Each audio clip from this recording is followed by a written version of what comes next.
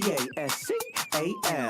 You are now rocking with that dude Pascal. We be going wild, Haitian in the building, so original. Got the haters catching feelings. Get your hands up to the ceiling and keep them held high. Cause St. Louis isn't ready. Forget about it, goodbye. Hold on, we just saying hi. Five somebody, rise up. Weekdays, catch us live. Somebody, let's go. Happy Sunday, everybody. Good morning, good afternoon, and good evening, everybody, and welcome to the Pascal Show. I hope you guys are all doing well out there, enjoying your Sunday, making it a positive one, making it everything you need it to be and more, okay? It's been a long weekend for some of us, okay? Or maybe for a lot of us. Some of us weekend warriors are still out here busting our tails just to keep the lights on. Shout out to all you guys for holding it down and doing what you need to do over this weekend. And all you guys who are side hustlers, okay? You know, you got that side hustle that you're using the weekends to do that side hustle. Shout out to you guys for holding it down as well. But today is a very interesting one, okay? We're going to have quite an interesting open discussion today with a new family member of the show. She was on the show recently, just a few days ago, but you liked her so much, we brought her butt back. So I'm really excited to have her here in just a minute. But before we get into the nitty gritty and getting down to it, or as some people say, before we get after it, right? Is that Cuomo? That's Cuomo. My bad. I know some of y'all don't like Cuomo. Okay. But before we get into everything, okay, real quick, don't forget Swag It app. Please go and download the app. All right. It is pinned to the top of the chat right now as we speak. Top of the family chat. You still got some time. Okay. Actually, something really cool is that we are extending the deadline. Okay. So tomorrow morning, we are making the announcement on who wins this monies. Okay. So go download Swag It app. You still got time, guys. Okay. Tomorrow morning's show, though, deadline is over. It's a wrap. We extended it just a little bit longer just for you guys. Okay. So go click on that link, download Swag It app, follow me, the Pascal Show, one word, comment and like some of my videos. You still got time, babies.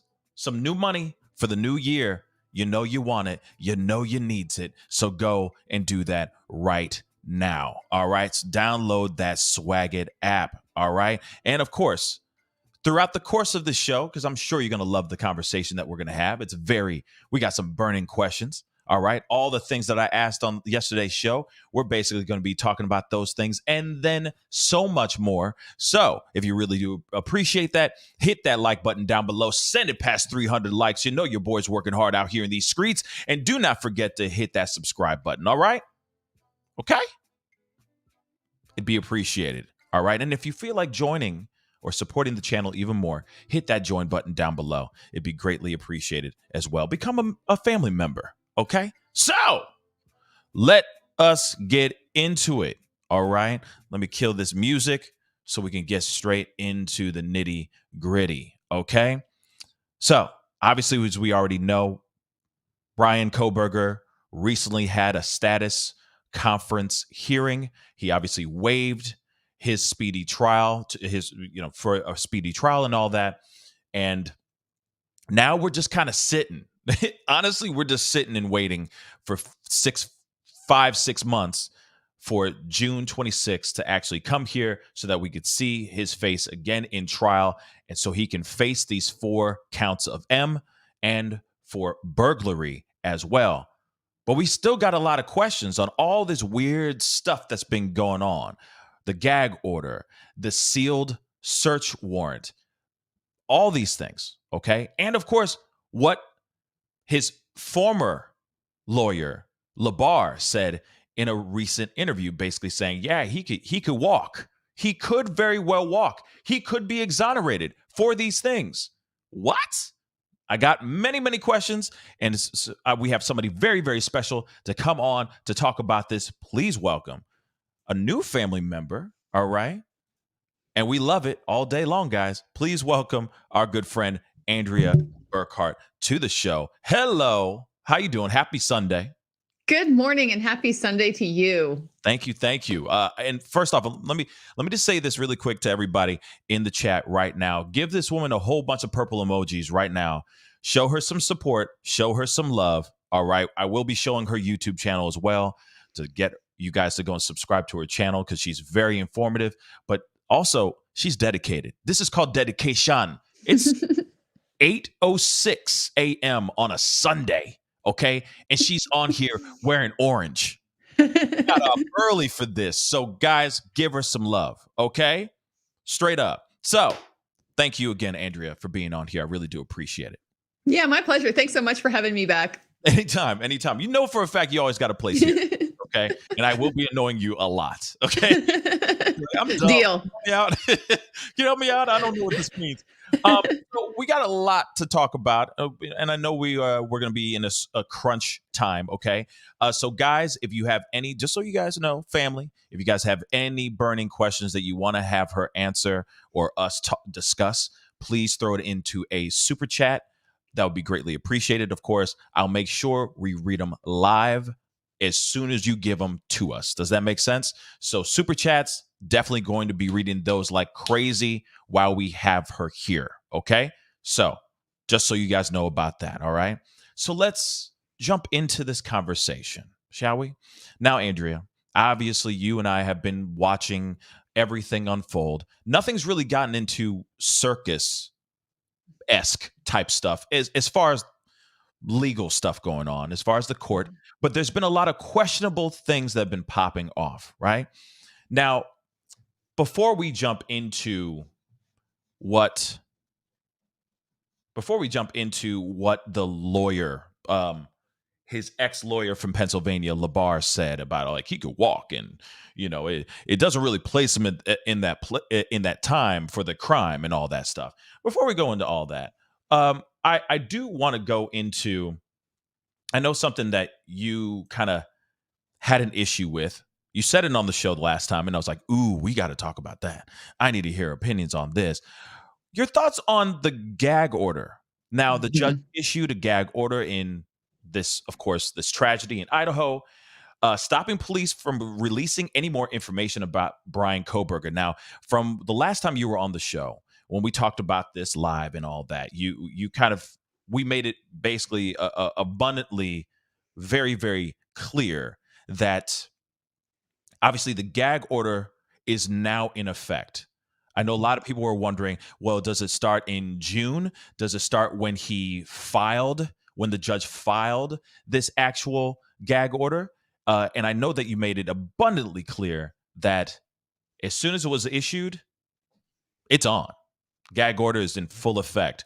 Now, you said you had 1,000,001, actually, not 100. You said 1,000,001 problems with this. So I want to know, what is your issue with this gag order? Yeah. So the basic issue I have with this gag order is that it is, from my perspective, unacceptably ambiguous in some very, very important respects. From the legal standpoint, your right to free speech, it implicates the First Amendment. And so anytime you talk about a law that has anything to do with what you can or can't say, whether it's a law that's written in a statute or a judge that's writing an order, your First Amendment rights are implicated. So there's a lot of law on what is required to preemptively gag somebody, to shut them up before they have had a chance to speak. And because of these strong free speech protections that we have in the United States, these types of orders are extremely disfavored. They are very, very looked down upon. So there are strict standards that typically laws or orders like this would have to meet to satisfy those constitutional limitations. It's not that you can never shut somebody up. It's just that you need to have an extremely good reason for it, and your order, your action that you're taking needs to be as narrowly tailored as possible so that you're not inadvertently shutting up people who do have the right to speak, because we want them to be able to exercise that.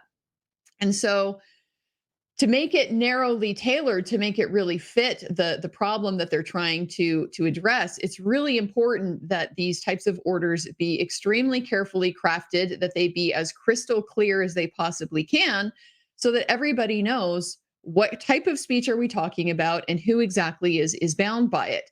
So those are the two specific areas that I see in this order that it's unclear when they define the people who are subject to this order as basically being agents of the prosecutor or the defense, including law enforcement. The scope of that is not self-evident to me. Agency is another word that has a specific legal meaning. It means that some person is acting with authority that they have gotten from somebody else.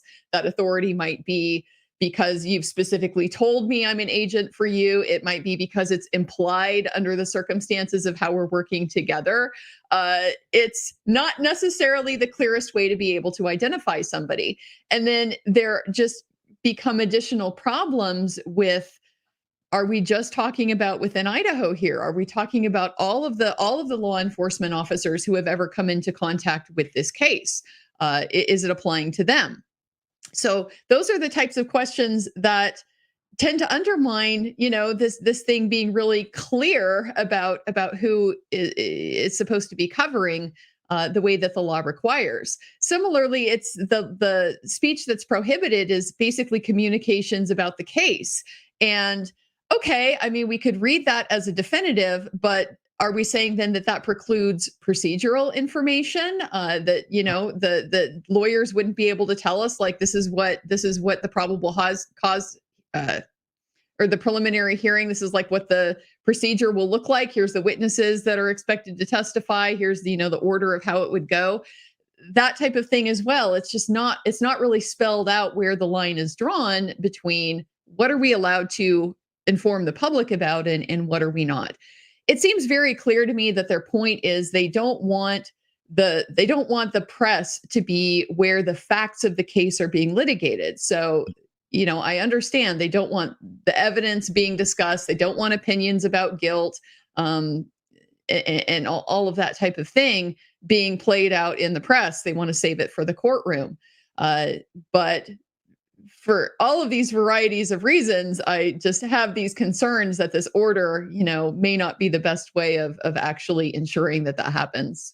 Right, because it does make you wonder how much is this really protecting the case, right? Mm-hmm. How much of this is really protecting the people in the case? Because no matter what, we already know for the most part the main key players in this situation. At least we got BK in one part of the sector, and we got the two surviving roommates. We have the friends that surround that situation, all the Jacks, okay?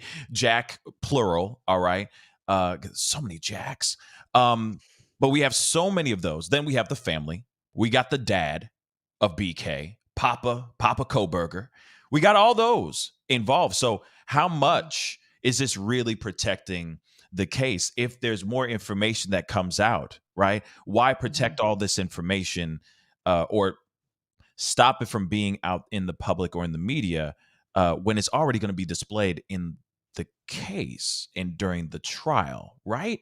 Yeah, and one of the things that always kind of grates on you a little bit as a defense lawyer is the cat is kind of out of the bag to some extent with the state's case, because the probable cause affidavit is public. And so we have this basic picture of, at least at the snapshot at that point in time when he was just about to be arrested. Here is at least some of what the state had, enough to create this probable cause inference that he's likely the one that committed these murders.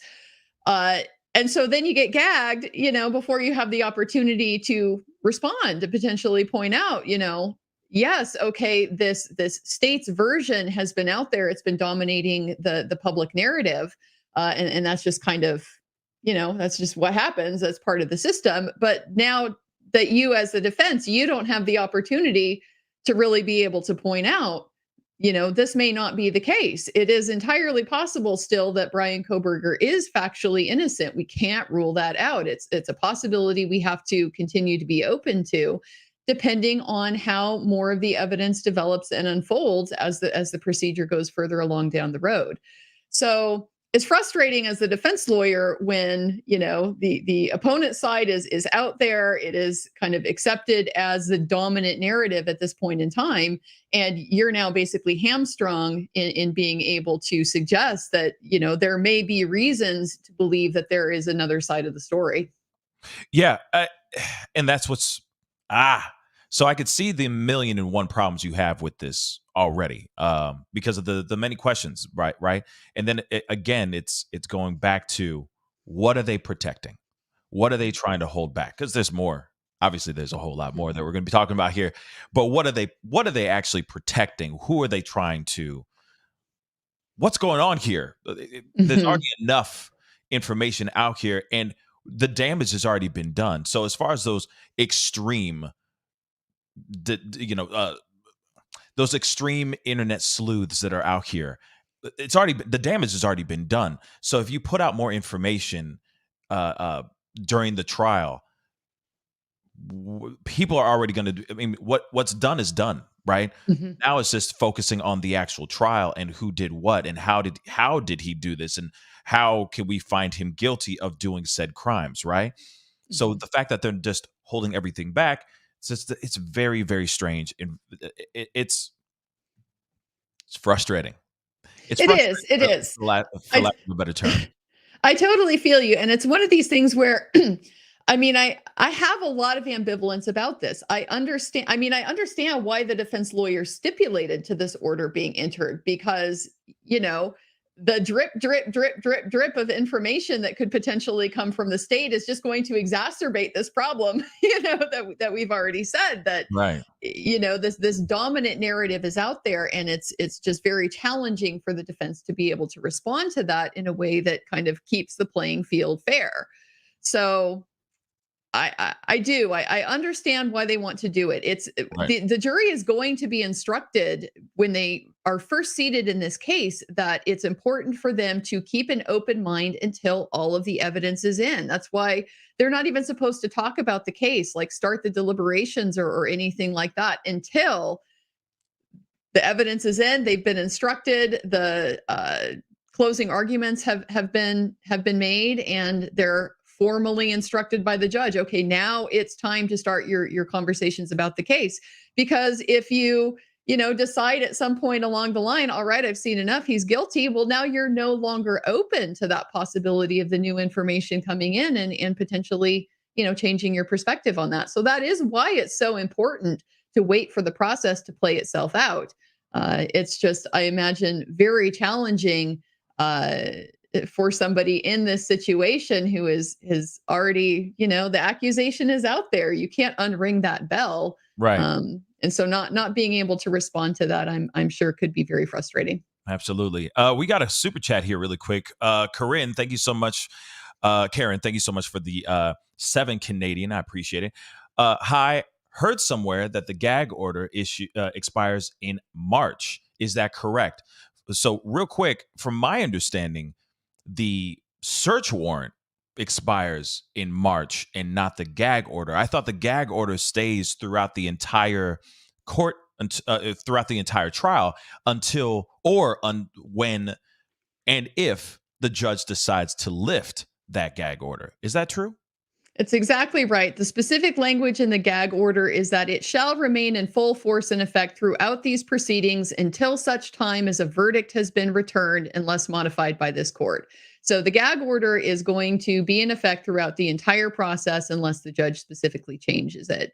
The thing that is expiring on March the 1st is the order that is sealing the search warrant and related documents in Whitman County, Washington, where that's where Washington State University is located. So that's where they got the warrant to be able to search his apartment, presumably personal belongings and things like that. Okay, that's good to know. Rianne, thank you, Rianne the Diva. Thank you so much for becoming a member. Thank you so very much. Just like Rianne, you can join. Hit that join button down below. Support the channel in any way you can. All right. And of course, don't forget to hit that like button down below. And of course, don't forget to hit that subscribe button. And of course, let's do this too. Let's not forget to subscribe to Andrea's YouTube channel. It's right there. It's at A Burkhart Law. All right. At A Burkhart Law. Very simple. Or you can just type in Andrea Burkhart and you'll find her right there. Be sure to subscribe immediately to her channel. Okay. Give her some love. And in her recent video, which she just posted, which is interesting because I was going to be asking you about that question anyway. So I'm glad that you did that video too. Be sure to go to her recent video, hit that like button, and of course, comment on that video. Let her know that I sent you. Okay? That would really mean a lot. Okay? But let's move on here, guys. We got miles to go before we sleep. So, got another question for you. And this has to do with the search warrant. Now, I know, guys, you guys are going to be like, we talked to that to nauseum. Yes, we did, okay? But we got somebody who's an expert, all right? Very well studied, all right?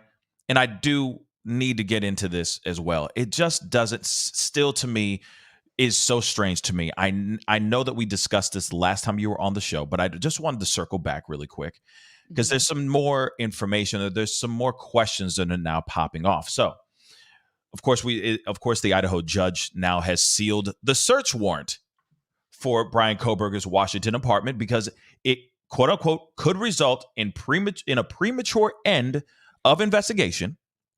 All right, which could create a threat to public safety. Now, I know you were on with me last time. We talked about this to great extent, but now some people are now coming out with interesting theories, conspirizing, as I'd like to say. Are they maybe protecting an accomplice? An informant? You definitely can't rule anything out until we actually see what it is that's been sealed. Once it gets unsealed, of course, then we'll have those questions answered. We can't rule anything like that out. But there are some reasons why I personally tend to think that that kind of thing is unlikely. And the first reason is just because it's unlikely that there would be a significant discrepancy between the information that's included in the Idaho probable cause affidavit supporting the arrest and this Whitman County, Washington affidavit supporting, the need to search. In both situations, the key focus here that the state is going to have to show to justify what they're asking for is they're going to have to show, here's the facts that lead us to suspect Bryan Kohberger committed these murders. This is the evidence that we have in our possession. So because there's just so much commonality between what they're trying to prove in both of those things, it's not highly likely. If you have evidence that tends to point at him, you're going to include it, particularly when it's a circumstantial case like this. That means the strength of your conclusion that there's probable cause or we're going to find evidence in his apartment depends on all of these independent pieces of information being able to kind of corroborate each other, to build upon each other, to create a compelling picture of why all of the inferences point towards this guy. So you wouldn't leave something out that could be, potentially an important part of that picture. I also think it's unlikely just because, so I know that there's been a lot of question about an accomplice, a co-conspirator, a co-defendant, a lot of stuff like that. And of course, until we know more of the facts, we are not going to know. We just, it's possible. We don't know. We know for sure, though, that there's no co-defendant. Nobody else has currently been charged with it. And at least based on the information that we've been provided so far, there isn't evidence to support the idea that the police are looking for that. So I am skeptical at this point that we're likely to get much in the way of co-defendant and accomplice or something like that. But so much of the investigation now is happening, behind the closed doors that we really can't rule it out. I mean, let's be real. He did say, and obviously some people, a lot of us, thought that maybe he was saying, did you arrest anybody else? Obviously I'm quoting him very loosely here. When he said, did you arrest was anybody else arrested? A lot of people were thinking, he's just trying to throw people off. He's just trying to throw off 5-0, so on and so forth. But Could he That's a actually be saying, did you arrest anybody else? Because there was somebody else in there with me. You know what I mean? Allegedly, Absolutely. right? Yeah, it's a possible interpretation, but it's also an impossible possible interpretation that there was somebody that he was curious about. So we don't know until we get a more definitive answer about how these events actually took place and unfolded. We're not going to be able to answer that. Interesting. And the funny thing is that stays under wraps until March 1st, Mhm. unless I don't know, the details that were found in the house or in that apartment in Washington will stay under wraps until March 1st, unless, I mean, the judge could extend that could extend keeping it sealed longer, right? Theoretically, or they could also unseal it earlier than the March 1st, which they did. They did contemplate the possibility of that in this order. And so the length of time that it stays sealed is going to be dependent on what exactly was their justification for sealing it in the first place.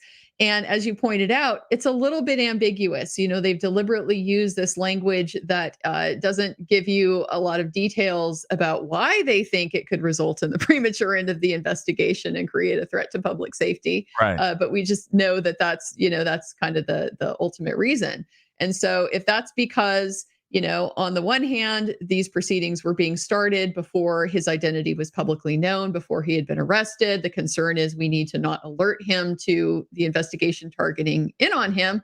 Mhm. Well, that's no longer the case. He's in custody now. He's been arrested. That concern is alleviated. So if that's the situation we're dealing with, then there's a decent probability this thing is going to be unsealed sooner than March the 1st.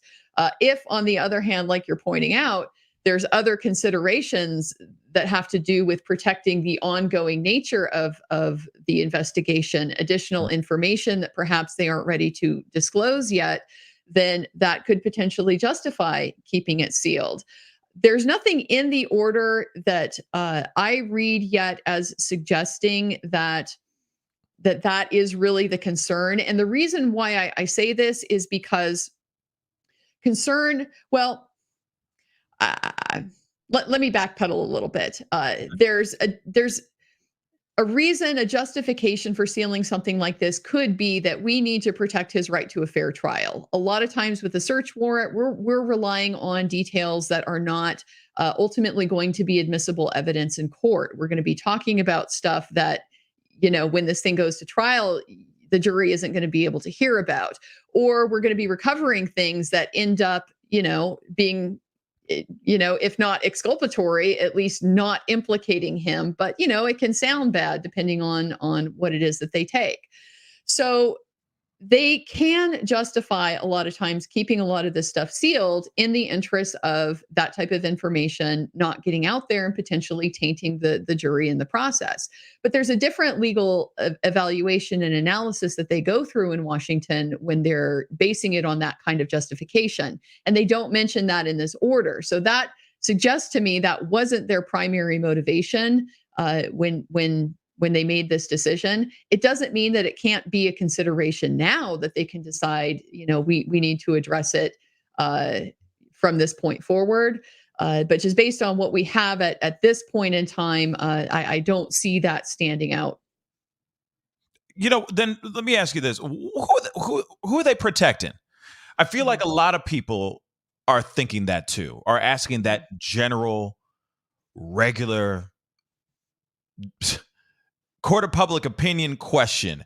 Who are they protecting? You look at this gag order, you look at them sealing the search warrant. I mean, it's getting kind of ridiculous to a lot of us that are out here, of course, wanting to find justice, wanting to find the truth, most importantly, and wanting to know what was his motive, right? What was it? If he is the guy who did it, why did he do it? And how did he do it? So why protect this alleged monster? That's what I feel a lot of people are wondering right now. Yeah, and that's fair. And I think in some ways you may have answered the question with the way that you asked it. It's sort of built into the idea of him as a monster is the conclusion that, we can already decide that he did it and maybe to some extent understand why he did it, what motivated him to do it. but we don't have a lot of facts to be able to base those kinds of decisions on yet. I think it's perfectly appropriate for people to, lean one way, lean the other way as you get more information, as long as you're capable of updating your perspective on something, then you're being open, you're being skeptical. And that's ultimately what science is about being skeptical. So I consider that a scientific type of approach to understanding, what's going on with the case. Mm-hmm. So I do understand that they are trying to protect the process and the importance of being able to wait for these things to be presented in the context in which we rely on for these types of questions to be adjudicated and answered. So that, I think, is probably the unsatisfying answer to your question in terms of what they're trying to protect. They're really trying to protect everybody. They're trying to protect Kohberger. They're trying to protect the potential jurors on the case. They're trying to protect, the judge and the state and the defense and everybody from criticism about the process and how it all unfolds. Yeah. But at the end of the day, you're never going to be able to make everybody happy. You're just going to have to do the best you can to try to keep things, as fair as possible. That's really their responsibility at the end of the day. Right. And I get it. I understand that in a court of law, this has nothing to do with court of public opinion. In the court of law, it is innocent until proven guilty. They need to protect this man's rights. He is still a man. He is still a citizen of the world. He is still a citizen of America. And so he still needs to have a right and fair trial, right? But I know that a lot of people are going, oh my Lord, like, shoot, like OJ's trial was not as tight-lipped as this here. And what the heck is going on? Why aren't they just putting out this information so that people know?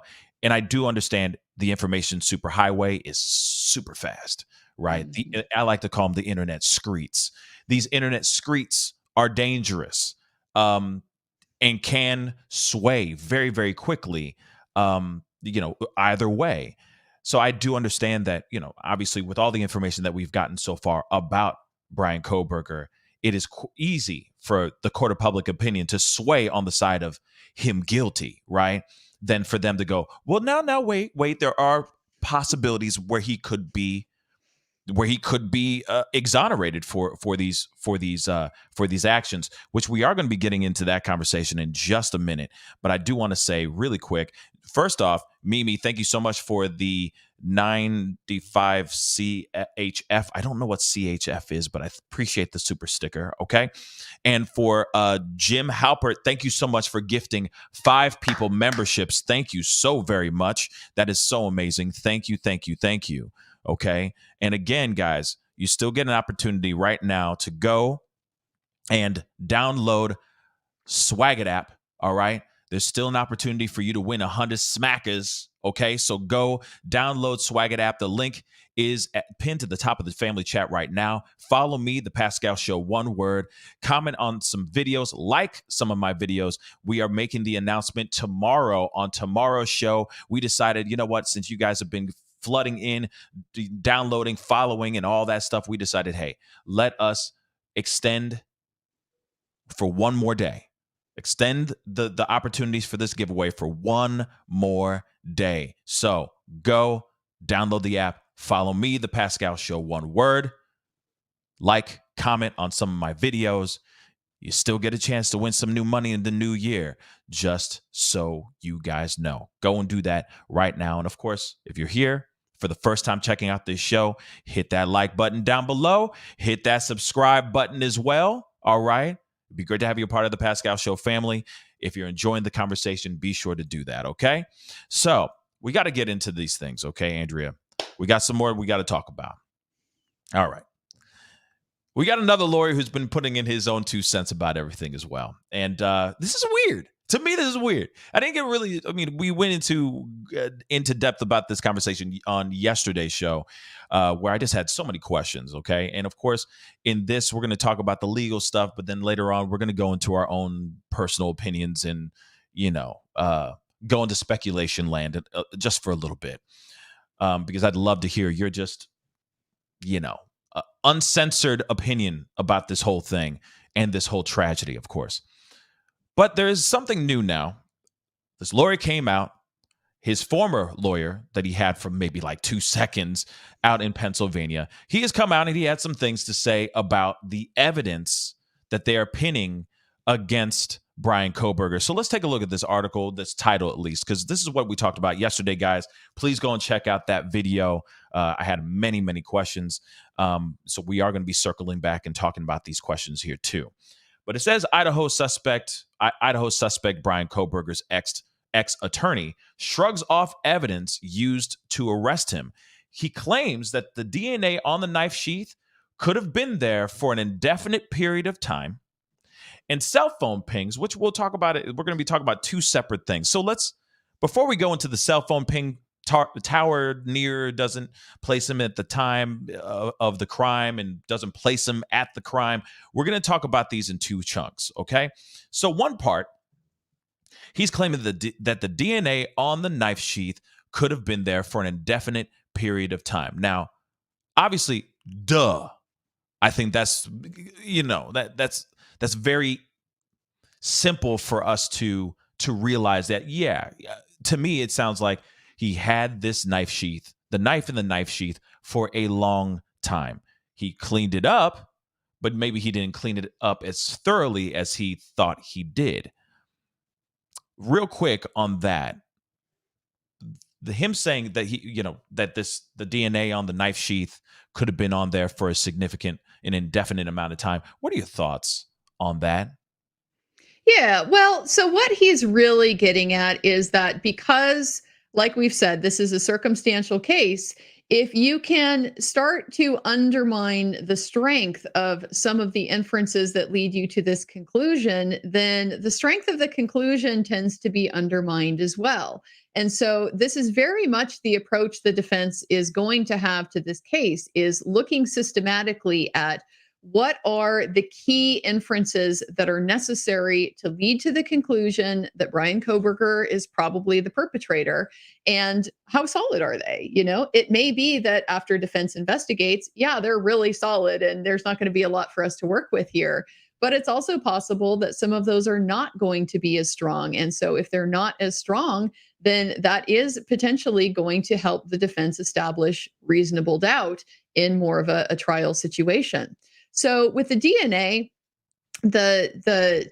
I'm planning to do a video about this as well to kind of talk about, some of the potential ways that the defense is going to be evaluating this, because what he's really getting at is that DNA tells you very limited information a lot of the times. It simply tells you that the DNA is there, but it cannot tell you how it got there. And so, unless there are circumstances that are maybe a little bit different than we have here. For example, if you find DNA on a drinking glass, it's likely, not a guarantee, but likely it probably got deposited on that glass, after the last time it came out of the dishwasher. Not a guarantee though. But those are the types of things that can help you evaluate how strong an inference is from this DNA evidence. So with this particular knife sheath, what he's getting at is it doesn't tell us much of a story about how the DNA got there.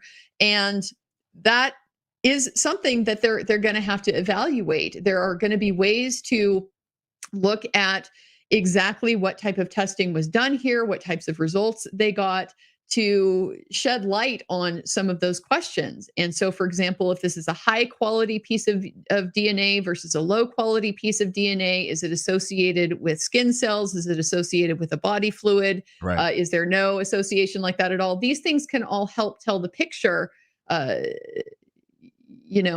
fill in some of those gaps. But without that, we don't really know anything other than, well, his DNA ended up on that knife sheath somehow. I mean, okay, so then Andrea, then tell me this, because he said this in the video, but I'm going to use this quote that is on this article. It says, the public defender's comment on the knife sheath which was found next to the victims, featuring his BK's DNA on the button snap was shrugged off by LeBar because he said it was touch DNA or transfer DNA. Now, for all of us out here that are just average Joes that do not wax legalese at all, can you please explain, is that normal legal jargon? Because and then what the hell is touch DNA and transfer DNA? Can you explain that a little bit? Yeah, great questions. And so these are actually different things from my perspective. So touch DNA is basically just saying that this is DNA that is derived from skin cells, most of the time that were left on an object when you touched it. Your body is constantly shedding skin cells, oils, things like that. And so, yeah, not uncommon. Some people will tend to shed more DNA than other people. So it's not that uncommon. You touch an object, you'll be able to come back and find some DNA on that object. And so again, now that's going to depend on how good are the skin cells, how active of a shedder are you. That will tend to affect like what is the strength of this particular evidence. Transfer DNA is something a little different, and that's because we're talking about things that can be moved. We're talking about cells. DNA is a molecule. It's contained in a cell. You can inadvertently move those cells from one object to another object without necessarily intending to. This is what defense lawyers are looking for with contamination, both in the lab and at the scene. And so examples of that are situations like, oh, maybe there's a drinking bottle in the trash can. Bryan Kohberger was there at a party yesterday. He drank a beer. The bottle is in the trash can. One of the forensic techs at the scene was handling that bottle, evaluating it for evidence, put it back in the trash, and then did not change their gloves and went and touched this knife sheath. That can potentially transfer DNA between an innocuous item to a more incriminating item. Mm-hmm. So those are the types of things that their procedures are supposed to and really need to be able to show, that as long as they follow their procedures the way that they're supposed to, they're created in a way to eliminate the risk of that kind of cross-contamination. So those are questions. We don't know. Once we get more information about the quantity, the quality of the DNA, what it's associated with, and just the process that they use to recover all of this evidence, right, then we may have a better picture as to whether those are valid concerns or not. But in terms of these being things that he brings up, yeah, that makes sense to me. But we may not even know anything because of this doggone gag order and also the sealing of these warrants, this search warrant. So we may not know anything until maybe March, or if the judge wants to be grimy as hell, they could extend this the sealing of these documents and of the items that were found in that apartment till June, right? Till the actual trial, which is extremely frustrating. Now, touch DNA, okay, sure. Somebody who could go and do that and take it and, place it there randomly. I don't know. It could be, like you said, somebody was moving the stuff around, picked up something that was of his or had his DNA on it. But that's the other thing, though, too. If he picked up let's just say somebody, who did you say? Maybe a forensic specialist that's in there was picking up an item that had some of Bryan's DNA and then picked up the knife sheath and randomly touched the button that would put that touch DNA on that button, that would also mean that his DNA has to be in that room or somewhere within that house, right? It wouldn't make any sense for them for this same forensic specialist, right? Mm-hmm. That's combing through the apartment of his home in Washington to then click and drag his butt all the way back over, still wearing the same gloves that he was wearing in that room, searching through his apartment to click and drag his ass all the way back over to the crime scene, randomly pick up the knife sheath messing around with the button and there it is. Bob's your uncle. That doesn't make sense to me. That doesn't make sense. His DNA would still have to be physically somewhere in the room for there to be, say, that accident from happening. So then it would still prove positive that he was possibly in the room during that crime, regardless. It might, but remember, there was evidence of something like 100 or 150 people in this home just the night before the murders. This was a party house, and it's one of the complicating factors in here that there is likely to be a lot of people's DNA in that house that has to be sorted through. So I agree with you that it would be difficult to make an argument that his DNA, ended up on the knife sheath if it didn't originate in the house at some point. But the question is then, is there an alternative explanation for how his DNA got in the house at all that is, potentially an innocent explanation? And so those are the questions that will be asked. It's so frustrating. I just want this judge not to be so grimy. Okay, in my personal opinion, I got a couple comments from members really quick. Some members chats, and I appreciate everybody who came in, putting in your comments. Some of these are very short. Like Nicole B said, "Testing, LOL, it works." Just so you know. It works. Testing, it worked. I see it. Thank you so much for being a member for the past 2 months. Also, for the past 2 months, somebody's been a member. Elizabeth Gregory, thank you so much for being a member for the past 2 months. Appreciate your support. Not the second lawyer, laughing faces, crying dead. I don't know what that means. Not the second lawyer. That's one thing I don't understand, but I do appreciate the member chat. Okay. And then we have a super chat, which I want to pull up here. Sophie S., thank you so much for the £5. I appreciate it. All the way from across the pond. Thank you so much. She says, if what the lawyer is saying about the DNA is true, how does he explain the sheath being at the scene? That's another really, really great question. Another burning question for me as well.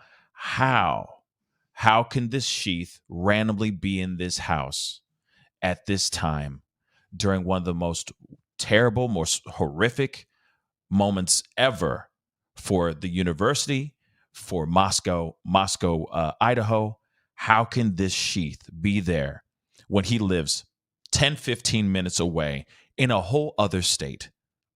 Do you have any ideas? And of course, this is more in speculation world, but sure, it's a damn good question in my personal opinion. What are your thoughts? Well, it is a good question. And so here's how I would be looking at this particular situation. So first off, I realize it seems like a probable and likely inference here, but we don't actually know for sure that a knife that would be associated with this sheath, the K-bar knife, is affirmatively what caused the injuries that led to death, that were involved in these particular homicides. We're going to find out about that. We haven't heard the autopsy reports. That type of thing is going to be discussed in the preliminary hearing. But I bring that up simply to point out a possible explanation is it's a coincidence. This wasn't even the knife that was used in the killing. So it just happened to be a strange situation that led people astray about, the chain of inferences here. There's also no evidence, at least that I have seen so far, certainly not in the probable cause affidavit, that can say definitively Bryan Kohberger owned a K-bar knife, that he owned this particular sheath, that he owned something like this. There's no, other than that touch DNA, there's nothing to affirmatively connect that, particular piece of evidence with him. So it's impossible. It's a possible explanation that yes, it did end up there because the murderer took the knife out of the sheath before committing the murders and they just left it there for whatever reason. But the murderer isn't him. His DNA is on the sheath for reasons that are explained other than he personally touched the sheath at the time that he was committing the murders. Yeah, to me, it just seems to okay. So we're I've been covering another case, a missing woman's case from Cohasset, Massachusetts, Anna Walsh, and there was a fire. Okay, so she's been missing, all this stuff. I'm trying to give you the bullets really quick. So she went missing. It took her husband 3 days to actually report her missing, then only to find out that there was blood found in the basement, a broken knife with blood on it. Then he was found buying $450 worth of cleaning supplies and whatnot. Obviously a hazmat suit, all these other things, multiple types of duct tape, you name it. Clearly, to me, signs are all pointing at him guilty, right? But then there was a situation that happened that's around the same time where the house that they formerly owned, that they sold to somebody else, caught on fire. Okay. Now, the police are saying, oh, that's a coincidence, right? In my world, and the way I look at things when it comes to crime like this, missing person cases, all that stuff, a lot of times coincidences, there's no such thing as coincidences. So for me, when it comes to this knife sheath being found in this room, this cannot be just some random coincidence that this knife sheath found its way all the way from his home with his DNA into this room, laying right next to Madison, who has perished now. Somebody just randomly breaks into his home, takes the stuff to frame him for this. I'm sorry. In this situation, at least, there is no such thing as coincidences. He was there. He walked in there. Maybe he didn't do anything. Maybe he was just there to watch. I don't know. But it's still strange to me that people are, even this 2-second lawyer, okay, a Vine lawyer, he was on for like the length of a Vine, okay? 6 seconds, guys. He was his lawyer, and he's saying, oh, touch DNA. To me, I'm like, there's no coincidence. The DNA's on there. It shows that he didn't properly, thoroughly clean as thoroughly as he thought he did, meaning he didn't take a Q-tip and get into that button and really, really scrape out any evidence of him on it. There's just no such thing as coincidences in this situation. I feel like it's very straightforward, straight up and down, like 6 o'clock, in my personal opinion. Elizabeth Gregory just said, and again, thank you so much for the $2 super chat. I appreciate it. She's clarifying what she said in her member chat. She said, 2-second lawyer, silly. Yeah. I do think that he's a little bit more of like a fanboy. To me, it feels like that. I don't know. He's captivated by BK, and he's sitting here going, oh, no. He could, all this is not so clear cut. There's still possibilities and all that, which we are going to go into his second part of what he says, which is interesting as well. But I got another super chat that I want to get to. Coffee Cake. That sounds so good right now. Damn. Coffee Cake sounds good. Thank you so much for the 5 super chat. I really do appreciate it. Just got here. How long does the state have to respond to discovery in Idaho? That's a very good question. Any thoughts on that? That is a good question. I'm actually going to look at the rule real quick to see if it tells us what the deadline is for them to do that. 14 days within service of the request. So we saw that he has filed a formal request for discovery. So it looks like under the rule, it'll be 14 days from the day that request was given to the prosecutor. Aha. Okay, I got 2 more comments here. One's from Madeline Reed. What's up, Madeline? Thank you so much for being a member for the past 21 months. Wow. We're almost at 2 years. Wow. Thank you so much for your support. I really do appreciate it. She says, just wanted to say how grateful I am that you're still going strong. Thank you so much. Proud to be a member of this channel. Much love to the Famburgers. Thank you so much. I really do appreciate that. And thank you so much for your support for almost 2 years. I know some of y'all are like OGs of this show. So I appreciate you guys just supporting for as long as you have. Seriously, without you guys watching and commenting and all that, I'd just be talking to a wall. Literally. Okay. And I think Andrea could concur on her channel too. She'd just be talking to a wall as well. So we do appreciate that tremendously. Squab Bob. Thank you so much for the 5. In my honest opinion, Bryan is toast. I think so too. But DNA must be on victims. Bryan could have interviewed and researched the perpetrator of these crimes and handled the sheath then. Interesting. That's an interesting theory. What are your thoughts on that? Like, first half, she says DNA must be on victims. That's one piece of information that I've totally forgot about that. That's one piece of information that we have not heard anything about. The actual remains of these 4 students. Could there possibly be DNA on these students? And if there were, why haven't they released that information, at least in the affidavit, right? Because they said DNA is on the sheath. You're telling us they didn't run DNA on the bodies as well to see if there was something there? Could that be something that was redacted? Could it be something that they were holding back? What are your thoughts on that, Andrea? Yeah. Well, so it's very common with this type of investigation that they're going to be evaluating whether there was some kind of sexual assault. And so, we know from some of the statements law enforcement made that they did rule that out. But there is an investigative process, that they have to go through to do that evaluation. And that is going to include, taking samples from the bodies Absolutely. to try to evaluate that type of thing. So we can, I think, reasonably infer that type of investigation did take place, and there are a lot of reasons why his evidence could not be there. It's one of those situations where evidence of absence, it doesn't necessarily prove anything. It doesn't prove that he didn't touch them. It just means that, like we said, there's no DNA there. But I agree with the kind of key point of that particular comment, which is that there are still a lot of ways in which this case could go extremely south for Bryan Kohberger. Even as I, am doing that annoying defense attorney thing of like trying to point out where there's potential holes here and room for skepticism. Yeah. That can change at any point in time. And so some of the things that I'm personally waiting to see once we get to the preliminary hearing, I want to see the results of the search of his car because, a drop of blood in the wrong place in that car with victim DNA on it could very well be game over for Mr. Kohberger.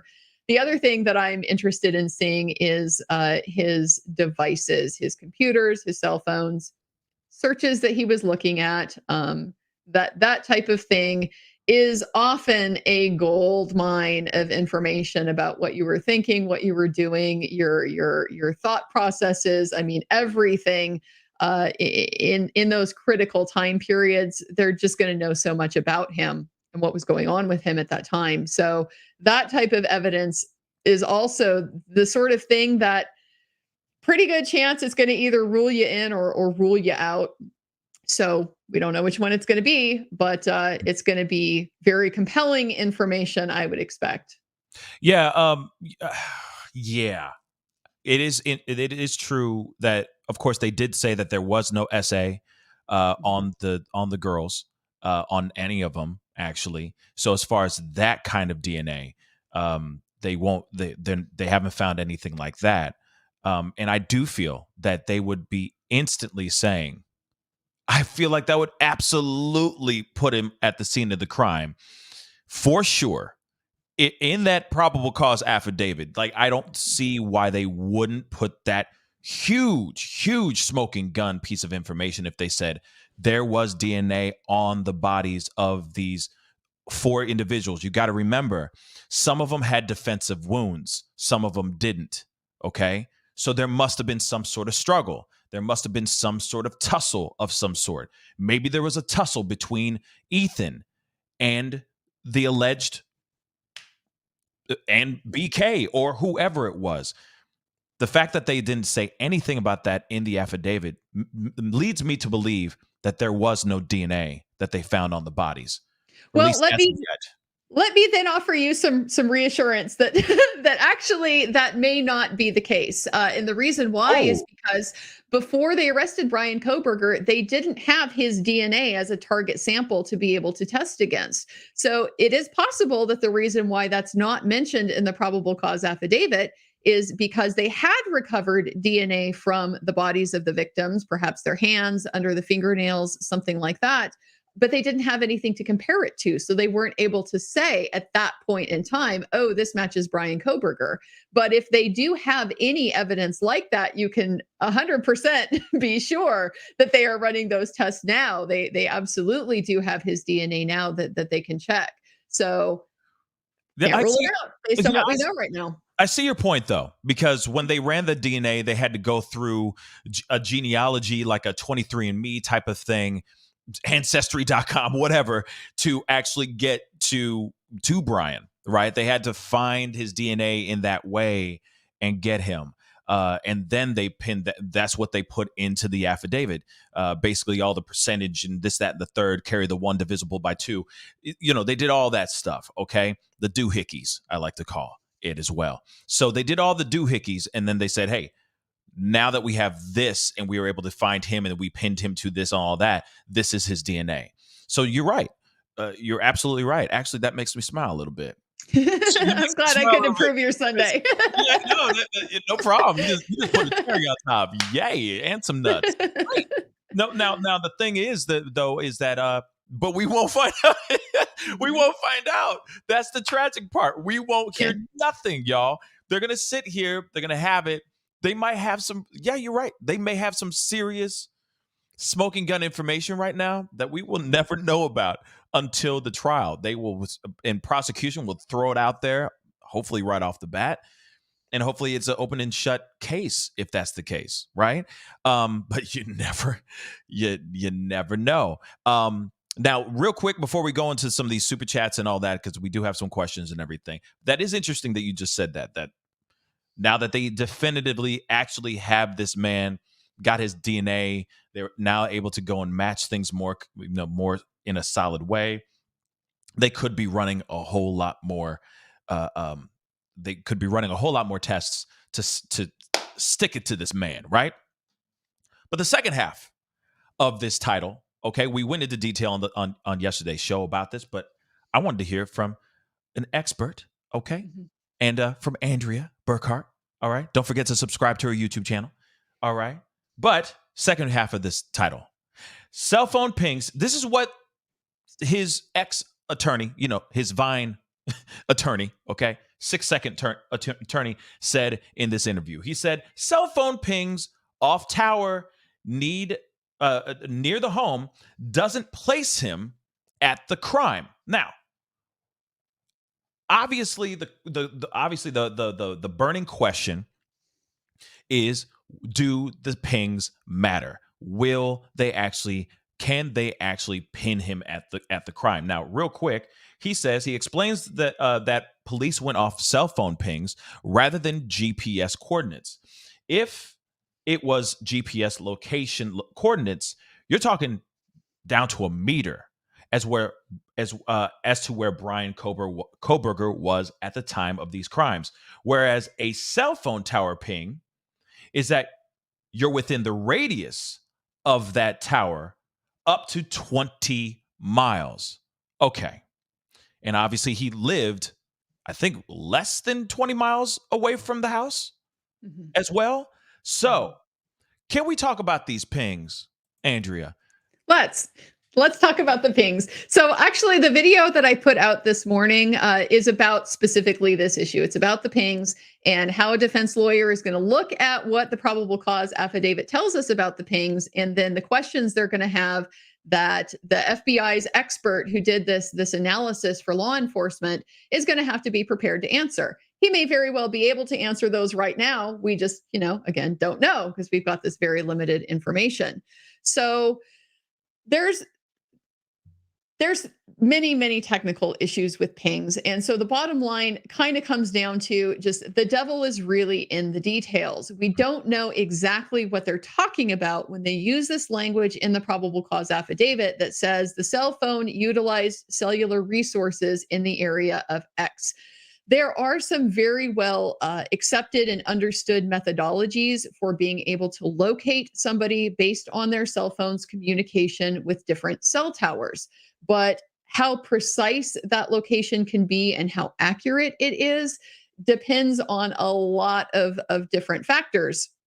One of the ones that I highlighted in my video is cell tower density. And the reason why this matters is because when you need basically overlapping signals, overlapping coverage to get the best and most accurate source of information to be able to locate somebody pretty precisely. But Moscow, Idaho, and the surrounding area. I showed the portion of the state that goes from Moscow to Clarkston, which was mentioned as a point of travel for him in the affidavit, just so that people can see, this is a fairly remote area. There, are not necessarily going to be towers on every other block like there might be in somewhere like, downtown Philadelphia or something like that. So there is a greater risk just given the environment here that you don't have the same type of high quality data to draw inferences from as you would in a much more urbanized setting. I don't know. The FBI officer is going to have to look at that and explain that. So it creates a different situation if, yes, he's connected to multiple towers. The signal strength is clear. They're able to do the calculations and, determine it fairly precisely. That's one thing.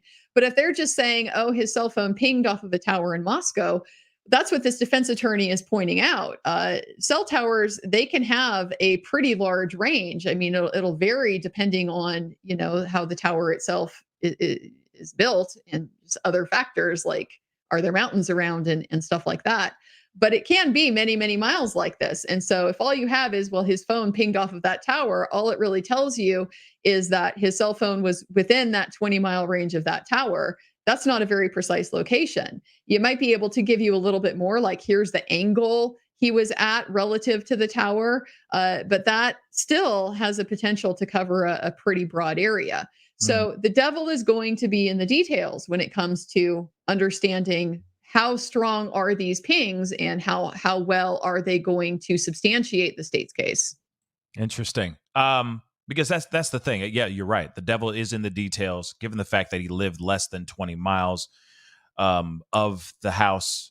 I mean, it was like a very short drive for him to get from his apartment to that house, and all that. That does kind of make it very vast, but then he'd be pinging all over the place then, all over Moscow then. But then at the same time, the only argument I push back then is, what about all the what about all the security cam footage? What about all the stuff that shows him driving around? What about the cell phone being turned off at a very convenient time and then turned back on at a very convenient time? What about all the stuff that that 5-0 pieced this puzzle together, took out all this information, security camera footage, etc., from multiple places to track his actual driving to and from? The fact that he circled around that place 3 times and then finally parked near the house and did whatever he did, right? There's so many questions. And then it's like, all right, if he just drove around and he was just lurking, okay, and he was just a lurker or peeping Tom or something like that, how would his sheath still end up inside that house as well? Again, I get it. It doesn't put him in the room or in the rooms or inside that house. Doesn't put him in the crime. But at the same time, all these things, all these pieces to this puzzle, the equation, the math is mathing to me. Well, exactly. And that's what this defense attorney means when he says this is a strong circumstantial case. It is.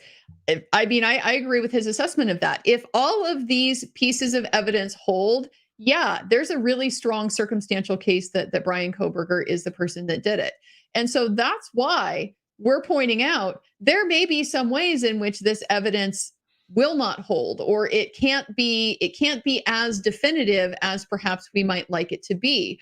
I'm going to push back quickly on the description of the cell phone as being turned off during this time frame. I think this is very important because this is the type of thing defense attorney is going to focus on. It tells us that the cell phone was out of range. It wasn't communicating with cell towers at that particular point in time. That's what the probable cause affidavit tells us.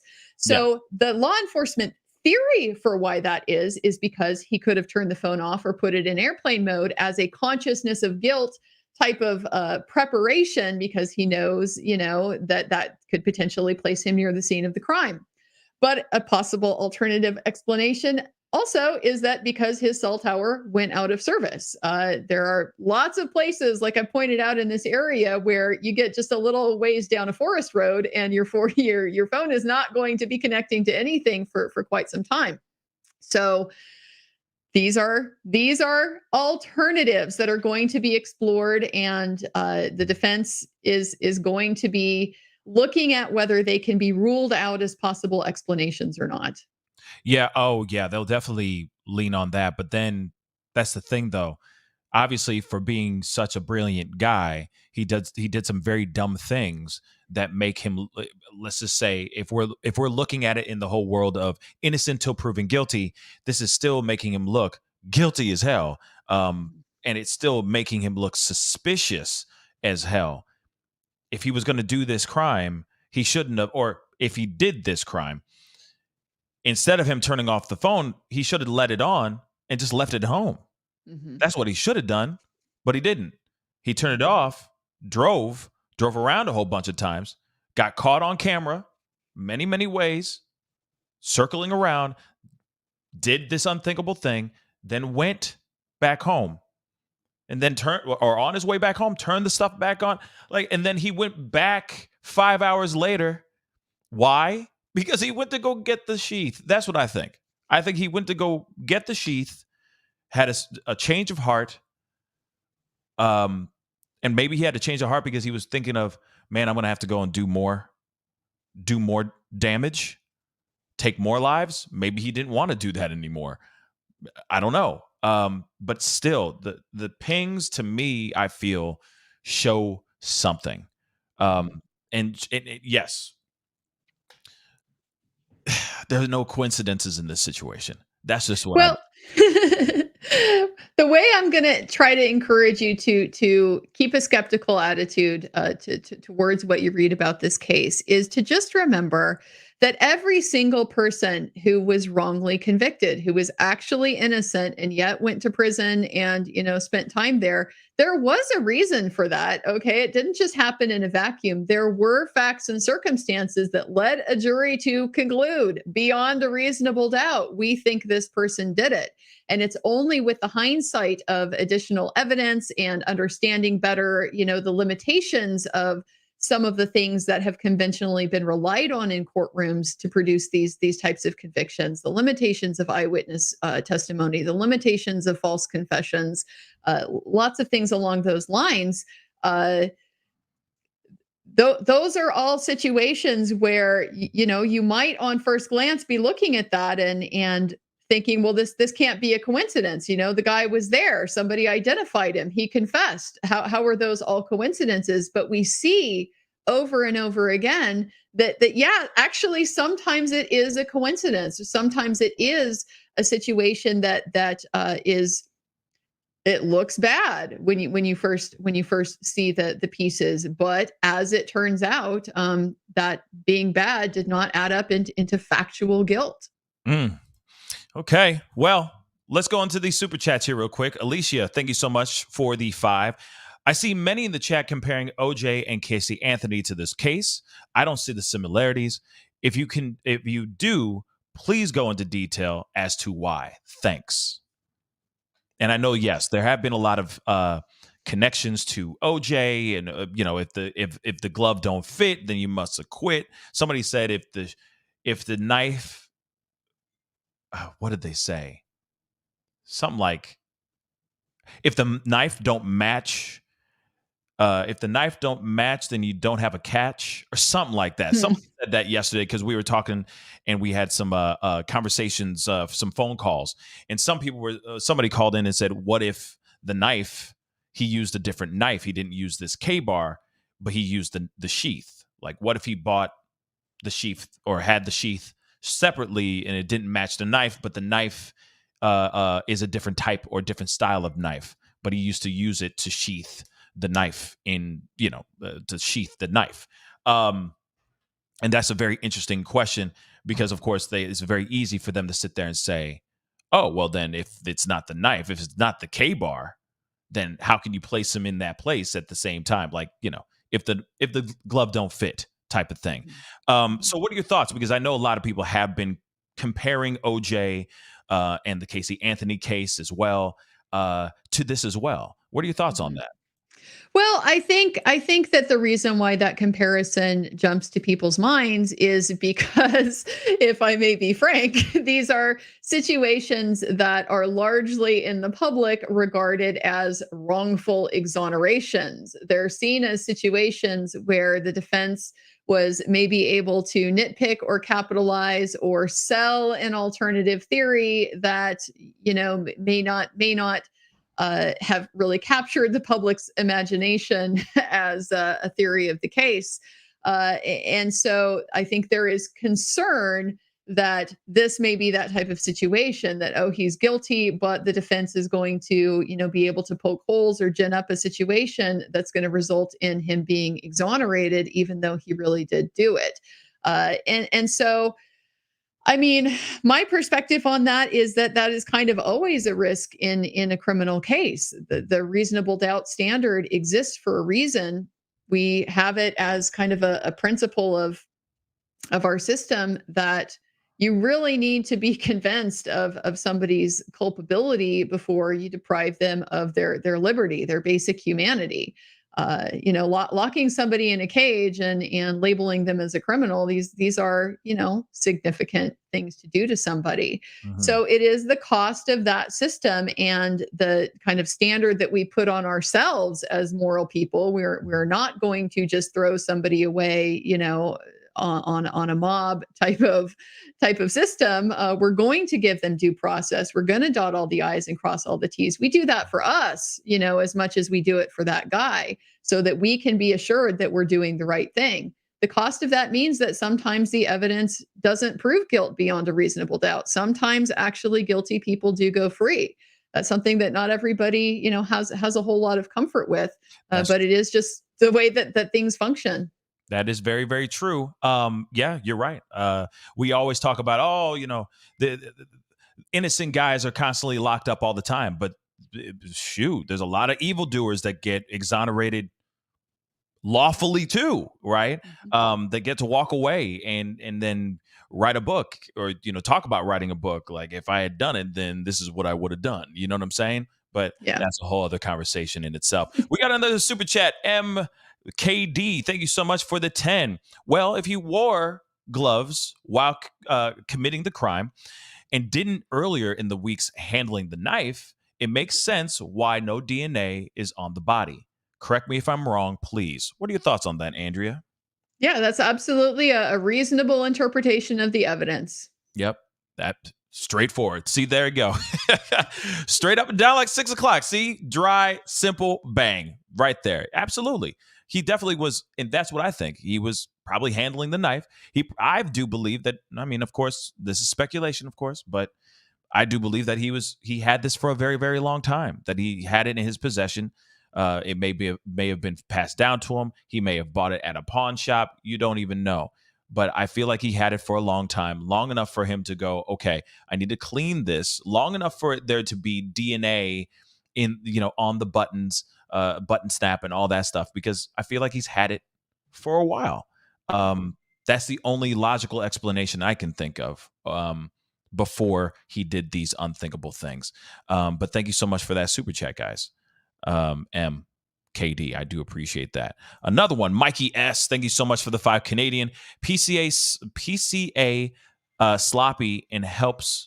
Oh, okay. So probable cause affidavit is sloppy and it helps defense. No, so it's sloppy and helps defense. I'm assuming.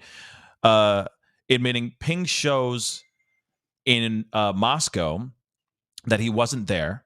FBI can't identify year of car, say hiding evidence in garbage, but wasn't. Now, okay.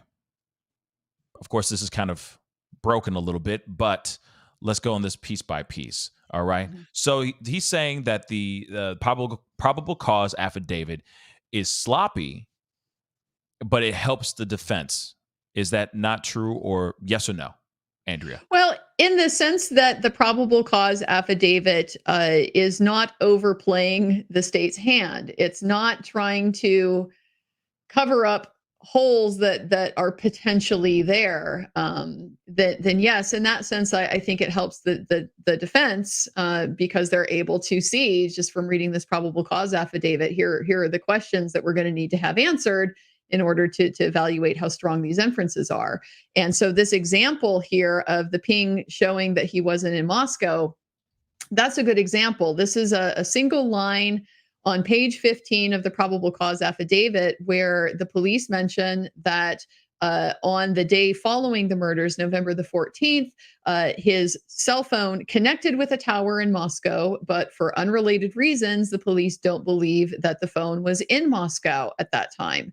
So this is the type of detail that can call into question, how reliable are these pings anyway? If you're telling me that it's connected to the Moscow tower, and that's supposed to be some sort of indicator of his location, because you've been using these connections as indicators of his location, to create the route and to place him at the scene and near the scene and stuff like that. Then you have to be able to explain this discrepancy. Why didn't it work on this occasion, but still worked on the other occasions where you're saying we can rely on it? Mm-hmm. So that is an obvious question that comes up from the probable cause affidavit. It may very well be able to be explained. It may be a situation where police got a different source of information that then they use to rely on to do this location-based analysis, and there's this discrepancy. There's a lot of reasons that affect why cell phones connect to particular towers or not. Proximity is one factor, but it can just be like things like, the other towers were very busy at that moment. And so just the nearest one that was in range, kicked in to cover his call. So it doesn't rule out that he was sitting in his apartment in Moscow or his apartment in Pullman, and his phone would ping off of a tower in Moscow, since, like we pointed out, the tower can have a range of 20 miles or so. So it's a question. It's got to be asked. It may be that it can be explained. It may be that it undermines, the validity of the pings. We don't know based on what we have at this point. Yeah, it's interesting as far as like the pings, the obviously the affidavit. I guess I could see someone looking at the affidavit and saying, okay, it's sloppy. I guess I could see that. To me, but of course I'm not a lawyer. So, this is maybe the third affidavit I've ever seen in my entire journalistic career. Let's just say that. But the fact that it is redacted does say a lot to me as well. Obviously there's a lot of information that's taken away. And of course, in my personal opinion, the defense will most likely have the full affidavit. They must have full access to the affidavit, right? It can't just be they only get what the public has been given, right? As far as the redacted version, they probably have the full unadulterated version of this affidavit, correct? Yeah, I would expect that they would have access to that. Now, I didn't see from the affidavit itself that it looked like there was extensive redaction to it. There clearly have been some steps taken to conceal or limit, some parts of the information. But by and large, it didn't look like there were wholesale, eliminations of pieces of the puzzle here. I don't particularly agree that the affidavit is sloppy. I've read thousands of probable cause affidavits. I've definitely read, quite a few that are worse than this one, Right. Usually not dealing with a murder charge, Right. But I thought this one was actually pretty well written in that it was very systematically explaining, here's how we went down this chain of inference. Here's how we started with this information. We built upon this information that led us to this other thing that built upon that and corroborated that. And it really showed how they were able to make all of those connections. So in that sense, I thought it was very well written. It's going to be easy for a judge to read this and follow and understand the line of reasoning that the police are going through. Yeah. With things like admitting that the ping in Moscow, even though he wasn't there, this to me also is just an indicator that they're being careful, they're being cautious. You need to bear in mind, this police officer has probably written a lot of affidavits for this judge. Okay, these guys regularly deal with each other. It's not a situation where he might never see this judge again. Okay, he's going to see this judge like next week, Right. So there is an important part of his thought process in writing this affidavit is the credibility with the judge. He understands, this was put in there for a reason. This didn't just accidentally slip into the probable cause affidavit. This detail was included for a reason. And it is because, yes, this is potentially exculpatory information. Not necessarily, but potentially. And so it's important for the judge to have that whole picture so that, this police officer's credibility is maintained with that judge.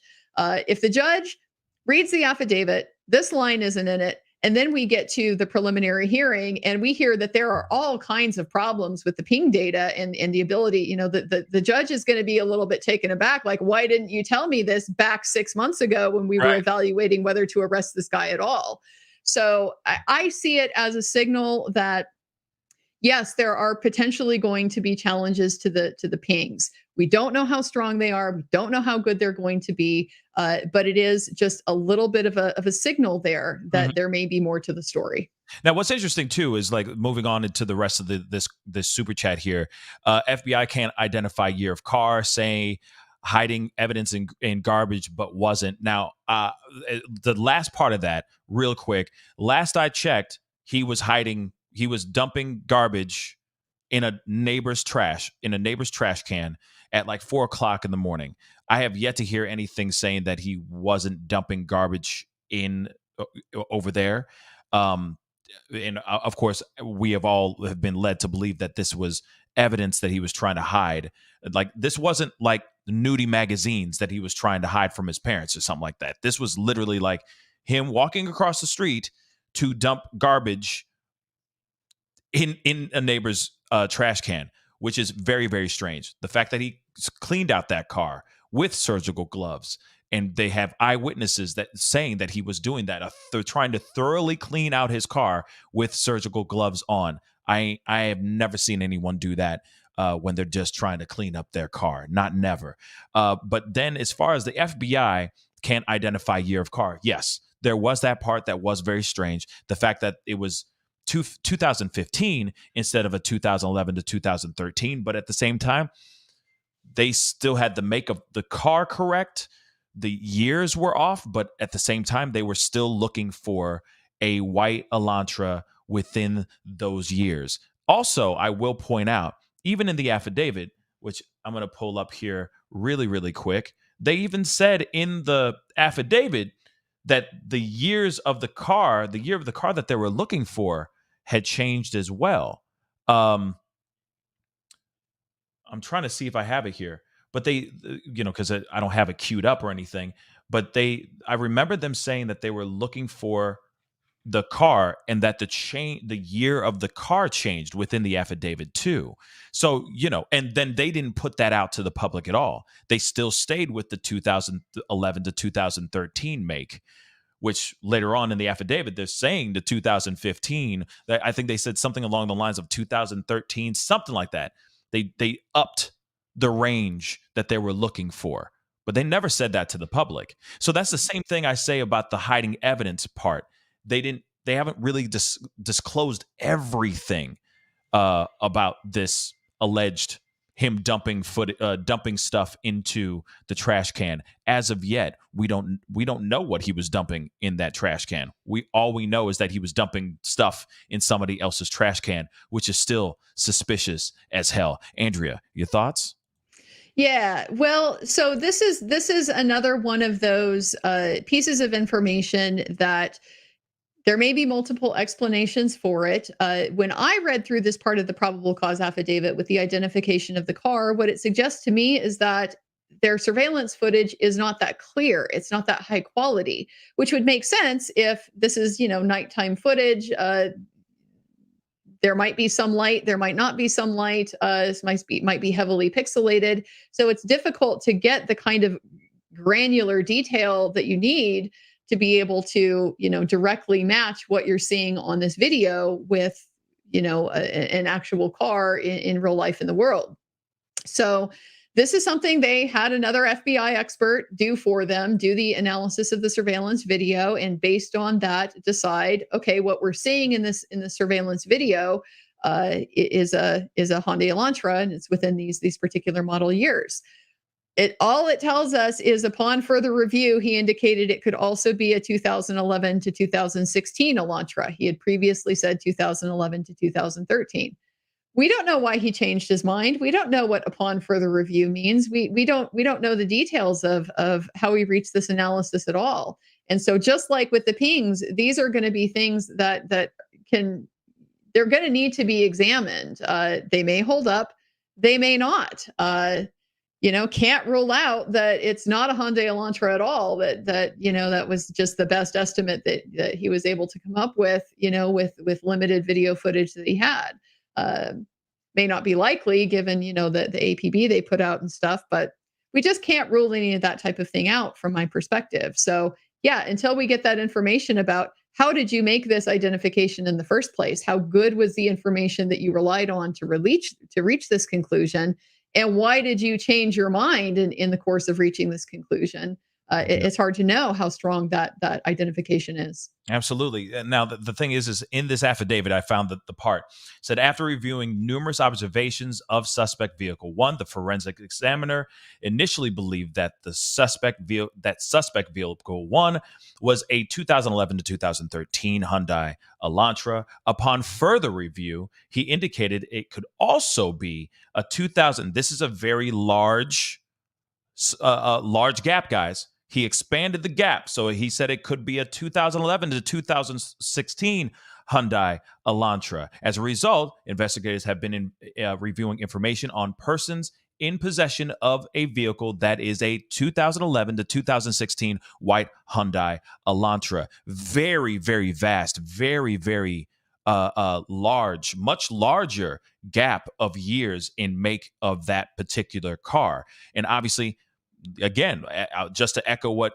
you just said, Andrea, it's absolutely 110% true.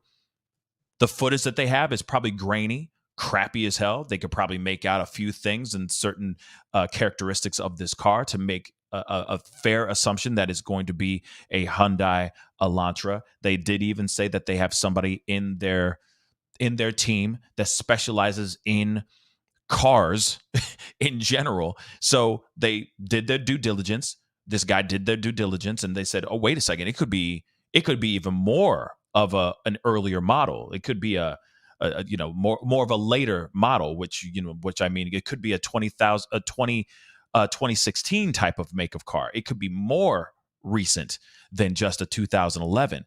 That does make sense. It's just interesting that they didn't give out that information to the rest of the public, because we all were obsessing over 2011 to 2013 for sure. I mean, even so, we saw that car in Eugene, Oregon, where all of us were just losing our minds over that for sure. Okay. But moving on to the next super chat, Cakes Boo, thank you so much for the 3 Australian. I appreciate it. What about him? And I was waiting to come to this one. I'm so excited. Thank you so much, Cakes Boo, for this question. What about him, quote unquote, touching the Wi-Fi of the house? Now, there have been conversations, there have been pieces of information saying that his cell phone did actually link to their Wi-Fi. And apparently their Wi-Fi was open to the public. So it wasn't like it was password protected or anything of that sort too. This is at least the information that's been giving out in these internet streets. So now that you have, let's say, the ping, okay, where he's like the attorney Labar sitting here going, well, when you ping from a tower, you could be 20 miles within a 20-mile radius. But Wi-Fi though? Wi-Fi, you got to be either inside the house, 15 feet within the radius of the house, because you got to be pretty damn close to that house, right? So what are your thoughts on this? Yeah, you're going to need to know what the range is for that Wi-Fi signal. I mean, that's the bottom line. It tells you he's within range of the Wi-Fi signal at that point in time, or at least his phone is within range of the Wi-Fi signal at that point in time. So yeah, if it's a very narrow very small Wi-Fi signal, it gives you a lot more precise information about the range, of where he could be located within that. If it's a little bit broader, sometimes you might be able to get it at the neighbor's house. Sometimes you might be able to, hit it when you're driving down the street. We just don't know. So those types of details are going to be looked at, and they could be critical. Can they get that though? Can they use that against him? Oh yeah, absolutely. I would expect they can get all of the information about the Wi-Fi system from their forensic people who recovered that type of evidence from the house, and they'd be able to just from the make and model of the equipment, they'd be able to have a pretty good idea of what the range is. Yeah. That's very, very interesting. And yeah, I mean, Wi-Fi could be very damning for him right now too, Mhm. for this whole thing. But then again, you never know. Defense could use this and still push reasonable doubt, just because, again, you got to remember they had a quote unquote open door policy when it came to their house. Okay, Party Central. It was the known party hub. It was infamous for being known as a party house for generations, they say. So God only knows. What if he just happened to show up at one of the parties and hid in plain sight, and his cell phone was literally just connected to the Wi-Fi? There's a lot of kids whose cell phones have connected to that Wi-Fi. Let's be completely funky on that too. But I got another super chat. Squad Bob, thank you so much for the 5. Could he be accessory without being the perp? Andrea? Yeah, possible. Can't rule it out. We don't know enough about what happened yet to be able to say. He could literally be, he could have been in the background, chilling in the background, just wanting to watch. Man, that makes me think of a movie. It has Kevin Bacon and that comedian guy, where it was like this a guy who was an actual serial killer. He's a known serial killer. Dane Cook and Kevin Bacon. No, not Kevin Bacon. Kevin Costner. Sorry. And I think it was like Mr. Something. I forgot what it's called. But Dane Cook, Kevin Costner, they're in this movie. The guy, like Dane Cook's character, finds out that Kevin Costner is a serial killer, and basically is like, I just want to see you. Like, I just want to be there. I just want to be there when you do these things. I just want to see it. Mr. Brooks. Thank you, Mr. Brooks. Okay. He's like, I just want to be in the room and see you do your thing. I already know you do this. I won't squeal. I won't let anybody know that you are the person. But the way I'm not going to tell on you is if you let me see you do these said crimes. And it could very well be that kind of situation too, where he was just in the room and saw all this stuff go down, and then left his knife sheath. I don't know. It's wild, but that could be it. That's a theory. Again, the possibilities of all this is extremely vast. Our next one, Elizabeth Gregory. Thank you so much for the 2. But the victim's DNA in his car, he can't explain. Well, it's a lot harder. I mean, again, because you have these implications, these possibilities of things like transfer DNA. Again, hypothetical situation. He's at a party at the house the night before. He's drinking from the glasses. He's touching, the doorknobs that their DNA is on, and then that ends up on his steering wheel. That is a possible explanation for DNA in his car. But that's going to be a very different situation than, there's DNA that's recovered from, blood that is, recovered from the vehicle. Those types of details are going to be what tells the story about how that DNA got there and why. Mm-hmm. So possible, but yeah, victim's DNA in the car is something that is going to be a big concern for the defense if they do come across that. Right. And also, let's not forget the dog's hair. Mm-hmm. The dog's hair could be in the car. That could pin everything. Murphy could be the one to wrap this whole thing up in a bow. Mm-hmm. Remember, he's vegan. He may have a very big love for animals. There is a part of that affidavit where they say they hear that I think it was Dylan saying that she heard some scuffling. Maybe it was Kaylee putting the dog away, so on and so forth. it could have very well been him going up and petting the dog and showing him some love so he wouldn't bark, and putting him in the other room before he did these unthinkable things. If he touched that dog at all, or if there's any dander or any fur anywhere around that room, because for a fact dogs, they're everywhere. Okay, I got 4 of them. You find hair, fur in the most random of places. Trust me. If he went in there and there was such a tussle and all that, and these kids are college kids, I don't think that they're neat freaks. Okay, there's a good possibility some stuff kicked up. And it got onto his person. He went into the car and maybe he left it in the car. If he didn't thoroughly, properly, successfully clean out that car as well as he may think he has done, they may find some stuff in there that can connect him to this situation even more. Andrea, Indiana, thank you so much for the £1. I really do appreciate it. Duh. Okay, duh. Thank you so much for the $2 super chat. Where's the blood trail to exit door as he leaves? I mean, my theory is I think he washed off or I don't know, but he ran off. From what Dylan says, the masked monster ran out the door. So he didn't really have time to, let's just say, wash weapons off in his hands and stuff before he ran. So that is a good question, how that could happen, especially with something so gruesome. What are your thoughts on that, Andrea? There are a lot to the mechanics of how this was done that are unknown, that we will likely hear more about at the preliminary hearing. I mean, until we have a better picture of what the sequence of events was, what the killing wounds were people alive, did they struggle, that type of thing. It's very difficult to evaluate those types of questions. Often, if there's like a cleanup type of situation, police are able to identify that because you'll often find smears, on the sink or on the faucet, whatever it is that they're trying to clean off. Your hands are dirty when you turn the sink on, and so often it's kind of like trying to clean your car after the fact. You can't necessarily just wipe off the sink and get rid of all the evidence that you were there trying to clean up. So they may have that. We don't know. We just don't know. Yeah, that's very, very true. From what we've heard so far, and also just given the fact of how gruesome, how red is leaking out the side of the house, that is a very graphic scene, right? So the possibilities of this being that, I mean, again, it's vast for sure. Jeff H, thank you so much for the 5. What's up, Jeff?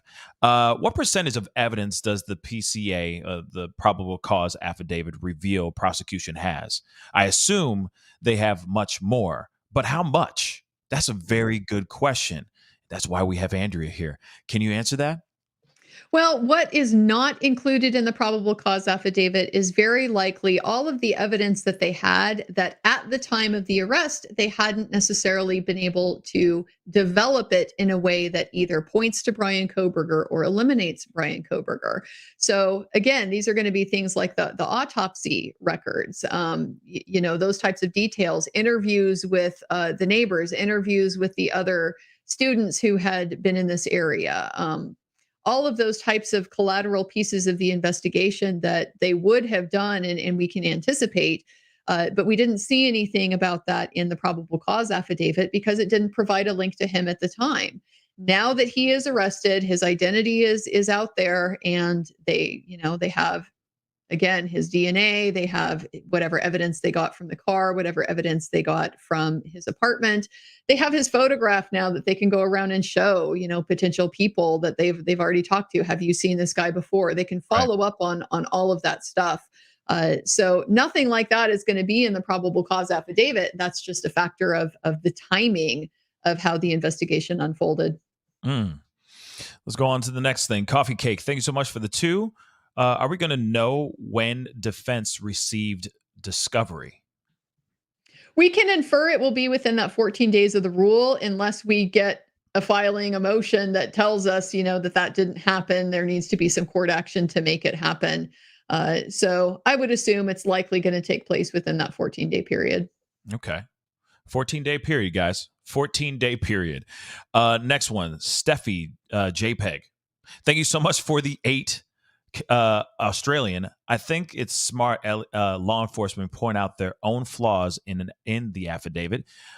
Makes their facts look strong, and they won't look caught off guard during a trial, in my honest opinion. What are your thoughts on that? That's a very good point. The fact that they were showing almost kind of like there was storytelling there in this affidavit, the course of discovery through everything, right? The storyline and the narrative of revelation, right? Mm-hmm. What are your thoughts on that? Yeah, I agree with this a lot. I mean, this is similar to the point that I made about this being there to preserve your credibility with the judge who is relying on this affidavit to make a very important decision about, are we going to issue an arrest warrant, and get this guy, taken into custody in Pennsylvania in this extremely high profile case based on this information. If you sandbag the judge by leaving out stuff that could change his determination, he is not going to be happy with you when that information comes out. He's got to know that he can rely on you to be straight with him about how strong is this, how weak is it. So I do think that was important for them to put that in there. Because if this exists, the defense is going to find it and they're going to point it out. They're going to question it. They're going to say this is an inconsistency that wasn't explained. So you've taken that weapon potentially away from the defense as a gotcha, a bomb, by acknowledging that it's there. But it also suggests, or at least implies, there's probably an explanation for it, because police are still relying on all of this other cell data information that they were able to get. So there was some reason for them to think this stuff we can rely on, even though this one particular instance we can't. Okay. Mikey S., thank you so much for the 5 Canadian. For the record, I believe he's guilty, but just showing where the defense can show some doubt collectively in playing devil's advocate. Love this. Yeah, I mean, just showing where the defense can show some doubt collectively. Yeah, I mean, there's definitely a lot of it's Swiss cheese holes, I'd like to call it, within this, that they can definitely play a lot of jazz in. Now, will it be enough for the jury to lean on reasonable doubt? I don't personally know, but maybe Andrea knows. What do you think? Well, I mean, my take on this has been that it's very difficult to draw too many conclusions from the PC affidavit at all, just based on the fact that it's preliminary. There's so much happening afterwards. What we end up seeing at trial may bear very little resemblance to the snapshot that we got in the PC affidavit. So it is hard to say. We don't know. I do know that sometimes, I mean, like I said, being a defense attorney can be kind of annoying. You're constantly nitpicking at the little stuff. You're looking for the alternative explanations for things that may seem obvious, and so forth. And part of the reason why I do this, why I think it's important to be talking about that in a case like this, is really just for setting expectations, because this is what the defense team is going to be doing. And so they may find stuff that they're able to work with that significantly undermines the state's case. We really just don't know until we get further down the road into those processes where the facts are going to need to be determined. The jury is going to have to, come to some type of decision about who was responsible, how all this went down. We just aren't going to be able to answer all of those questions. Absolutely. Jeff H., thank you so much for the 2. Bushy eyebrow duo. Again, we did kind of talk about, could there be an accomplice?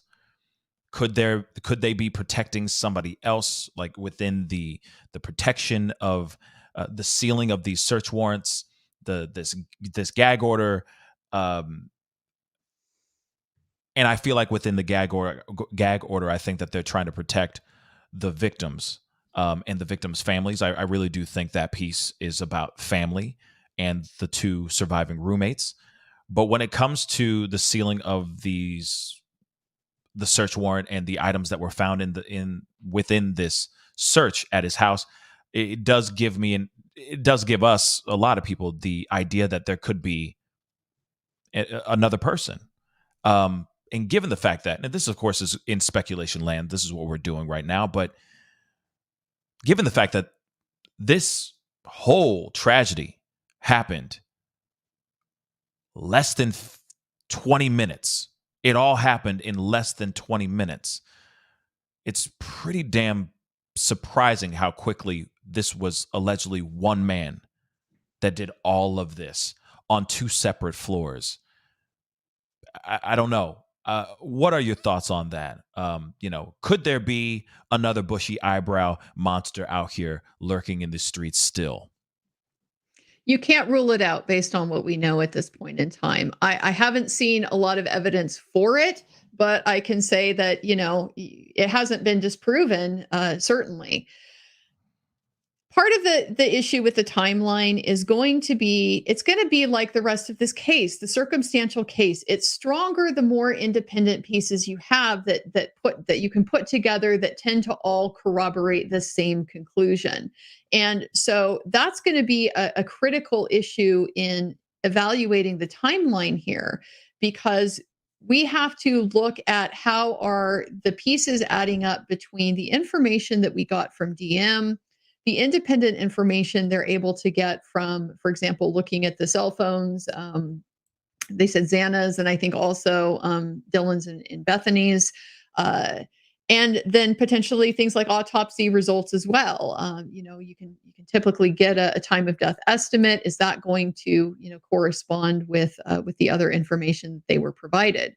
So to the extent that those things can be stacked together to narrow down the focus, that's going to be important, because otherwise there are, again, just potential issues here that could call that into question. So we have with, for example, Dylan has given us a timeline. Dylan, I am expecting to be a traumatized witness, regardless of what she saw or heard, at the time that this was happening. There's, is a pretty good likelihood that she was exposed to the scene after the fact. This is not something that you just see and, go on about your day. This is a life-changing type of experience. So very high stress, high anxiety, and these are the types of circumstances that are kind of well understood and established to have big problems with memory distortion, the ability to recollect things, clearly and accurately. So her time frame at this point in time is really, that's what we got from the probable cause affidavit. That's what they had to narrow it down. They didn't tell us, the autopsy put it at this time. They just told us her description, was this, and we seem to be able to back that up with some of the cell phone data. But to the extent they can really, like I said, corroborate that, find independent ways to, nail that home, that's going to be helpful, because otherwise that is going to create, potential avenues to doubt. If we can't place it within this time frame, we're relying on a 420 video of a Hyundai Elantra fleeing the scene. And so if that 420 time frame doesn't hold, we're kind of back to square one now at the very beginning of the inferences that lead to Bryan Kohberger as the suspect. Yeah, back to the drawing board, right? Yeah, and when it comes to all this, yeah, I mean, if he is skillful and he is able to go in there in a stealth-like fashion and do these unthinkable things, yeah, this could take minimal amounts of minutes if there was no struggle, if there was no issues. But they're saying that there were defensive wounds on certain people, so on and so forth. So to me, it looks like, as far as the timeline, it being 20 minutes and all that, if there was pushback, yeah, I mean, somebody who's skillful with a knife is a very dangerous individual. I will say that. I talked about that in great lengths on the other show. But when it comes to that, yeah, to a bushy eyebrow duo is interesting. But when you talked about Dylan too, which I wanted to bring that up too, Mhm. if she takes the stand, and that's a strong if, Mhm. she can't really just point at him and say, yeah, he has bushy eyebrows, that's the guy. If that's all she saw. If she saw bushy eyebrows, is that enough? The other thing too is they said voice analysis, right? Mhm. Other brilliant family members have been saying this too. What about him talking? If he speaks out, so on and so forth, can she sit there and go, "Ooh, that's the guy"? Because I heard him say, don't worry, I'll take care of you," or something like that. You know what I mean? Don't Mhm. worry, I'll help you, or something. Um, Mhm. is that enough? Is that enough to pin things on him as well Mhm. in court? What are your Yeah. thoughts? Well, I mean, those are really good questions. I'll say that those things are used in court to pin things like this on people, but these are very common sources of problems in the wrongful conviction type of arena. The problems with eyewitness testimony, the problems with recollection under stress. These are things that are going to be raised to call into question the reliability of that information. The defense doesn't have to get on the stand, doesn't have to get Dylan on the stand and, suggest that she's a liar, suggest that she's complicit, suggest that she's hiding something. None of this is necessary, and frankly, would be unwise unless they can really, unless they really have something to hang their hat on with an accusation like that. It would be very misguided to attack a sympathetic witness like this because all they need to do is just rely on what is already known about the reason why these things can be unreliable. It's not her fault. None of that is her fault. She didn't ask to be, exposed to this situation. She didn't ask to have this experience. But the nature of that experience is what it is, and it has the effects that it does. So yeah, they're gonna have to look at that. My expectation is that with Dylan, they would handle her absolutely with kid gloves. I mean, I don't expect her to be, frankly, psychologically all that well. She may not be in a state where she could even do a photo lineup yet, where she could even do a voice exemplar, type of thing like you're describing. That may be too traumatic for her to be able to deal with. So Mhm. we don't know if that's going to be feasible or not, but where I expect the defense is going to focus on is with these basic questions about the reliability given the circumstances, and then also the potential for misidentification, not just because we're relying on bushy eyebrows and that could be anything, but Right. also because, like we've already established, this was apparently an open door house. People came and went all the time. There was a DoorDash driver in here, at some point. How do you know this isn't just somebody else that was in the house? How are you able to say definitively that this person that you saw was the killer, Right. and not somebody else who just happened to be there? So Yeah, and those are all very strong questions to ask and to present here for sure. Because even so, I also said this too, that you can't really rely on somebody remembering a voice, because that remembrance of that voice can change. You, mhm, you can change your perspective or that narrative. It could be a red shirt, and then you're manipulated in some sort of way from something outside that makes you remember him wearing a blue shirt instead of a mhm, red shirt. It's the same thing with trying to remember something in an audio type of way, right? mhm, And I understand that some people, especially something so traumatic, they'll never forget that person's voice. They're like, no, that is the guy, right? But mhm, you can't really. But when you're looking at it on the defense side of things, they would be able to poke holes on that. Like, are you really sure that she remembers his voice? She only heard it one time through these walls while she was, trying to sleep. Maybe she was under the influence of something. Are you sure this bushy eyebrows guy is this guy, and that's his voice that said, I'm gonna help you type thing? So those, obviously I could see like I said, Swiss cheese holes in their in the prosecution's narrative. And part of the problem too with the memory stuff is we often have this idea that memory is kind of like a video recorder. It just captures something and then you can go back and revisit it anytime. But that's really not how it works. It's constantly in a process of being revised and being updated. It will change as new information comes into the picture. So that's why there's lots of concerns about things not being suggestive, because you can be in a situation where you can be basically have a false memory sort of given to you, because of the circumstances in which it's presented. They would have to be careful with a voice exemplar type of comparison for that reason. So with photo lineups, for example, they have very specific processes about how they need to do that so that they aren't just asking you to confirm, like here's one picture of this one guy that we think did it. Can you give us thumbs up or thumbs down? That is a highly suggestive process, very likely to distort that witness's memory.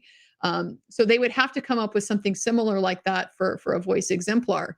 If people are interested in this issue, there is a great I loved this show on Showtime. It was called Buried, and it's about a very, very high profile case that involved potentially false memories. And so it goes into a lot of sort of the background of that. One of the main scientists who was involved in researching this back in the 90s, Dr. Elizabeth Loftus, talks about some of those issues. So this does come up with quite a bit of regularity, and I expect those types of issues, may be implicated here. No, cool. Buried, Showtime. Check it out, guys. Check it out for sure. But before we continue on, okay, because Andrea is killing it right now, y'all. All right, and what I mean by killing it is like answering these questions and stuff. She's not a suspect. All right, but please go and follow her on her channel. Okay, Andrea Burkhart is right there. Go follow her, subscribe to her channel. Of course, follow her on Twitter as well. They're all the same thing. A Burkhart Law. All right. A Burkhart Law. Go follow her on all of her channels. Give her some love. Okay. Because we got a couple more of these super chats. So let's get into this. All right. So Becky G, thank you so much for the 5. I thought that they found a footprint of a Vance that is allegedly true. Well, that is true. That's what they said. Outside of DM's door. They found it on the second forensic sweep. Now, we got to talk about the Vance shoe. That's a very good question, or a very good statement. So thank you so much for the 5. But let's talk about that. Could that be him, or could it be Dylan's foot? What do you think? They didn't tell us what size shoe it is. They didn't give us a lot of detail to be able to do that. So all we really know is they're going to be trying to figure out whose Van's shoe left that print. Yeah, and it sucks because exactly there's no other pieces of information except for a bloody shoe print. That's literally it. No size. They tell us the make, but a lot of kids wear Vans. Okay. I could see maybe him wearing Vans too, because they're not leather, right? They're cloth. Of course, being vegan and all that. Maybe he is not down for cruelty for animals. We don't know. Maybe he just did that for a diet reason. We don't know. But given the fact that Vans, I mean, that's what sucks, because everyone, like a lot of young kids, wear Vans. So it still is going to be a question of, is that his? Is it not his? Could they find those shoes somewhere in his apartment? Did they find them? Did he discard those shoes with the knife as well? Because you got to remember, the murder weapon is still, allegedly, from what we know, the public knows at least, is nowhere to be found so far. He went on a cross-country trip. Let's not forget that as well. Could it possibly be the thing where he took this as an opportunity to just discard it on the side of the highway somewhere, side of the interstate? That could very well be it too. But they don't have the shoes. They don't have the murder weapon. and they don't have the clothes that he wore at the scene of the crime as of yet. So it's going to be a tough one. It's going to be a tough one for sure. Herbert, thank you so much for the 5. Do you think an educated criminal justice guy like BK could really be stupid enough to take a cell phone with him on a murder mission? What do you think? Committing murder in and of itself is not a particularly intelligent act. If you were going to sit down and run the cost benefit analysis on should I murder this person versus what are the potential downsides, I think most of the time you're going to lead to the conclusion that, the most rational thing to do is not commit the murder. So I think that the problem with sort of viewing this through the lens of, oh, he's a smart guy and stuff like that, is it's assuming that he's sufficiently unlike, every other human on the planet to have other things going on with him that are affecting his decision to do this. I don't see it as likely he thought it was a smart thing to do. He did it because he wanted to do it. We don't know why he wanted to do it or how strong his compulsion was to do it, what that motivation was. But those are not rational processes. Those are limbic types of processes, more fundamental, emotionally driven types of things. So that's the type of situation where, your rational brain really isn't running the show. The example that I might give is like, just imagine you're going to a strip club, you get a lap dance, and are you going to be able to like do basic algebra in your head while this is happening? Can you solve for X while you're getting the lap dance? Like, no, you're working with a different part of your brain when this type of thing is going on.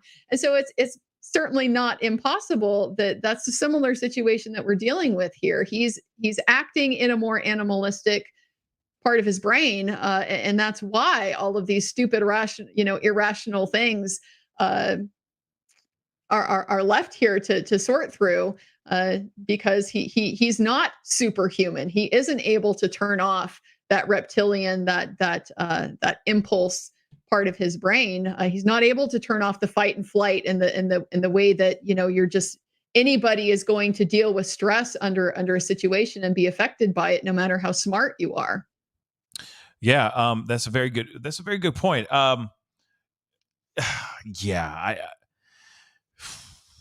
We got there's so many questions, so many possibilities, so much going on here, and we don't know, what was going on through his mind. If this obviously is the guy, obviously in my personal opinion, I think we got the guy.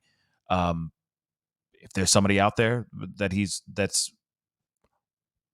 that helped him during this whole thing, there is a possibility of that. I've heard different stories as well of maybe there was someone maybe scoping out the place before he went and did what he did. But like I said, the law enforcement has all this information, and we still don't know everything as of yet. But it is, interesting to hear. I got another super chat, and then I got this little video I want to show you really, really quick before we wrap up the show. Janice Byrne, thank you so much for the £2. We will know if they find the knife.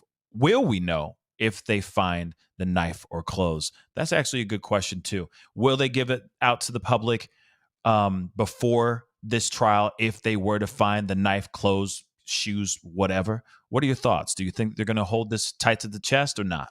Yeah, I doubt it, unless the judge specifically exempts it from the gag order and lets somebody tell us, that has developed. Then I don't really see an avenue for that information to get out in public until we get to the preliminary hearing where, the evidence is going to be presented and a lot of these details will be revealed.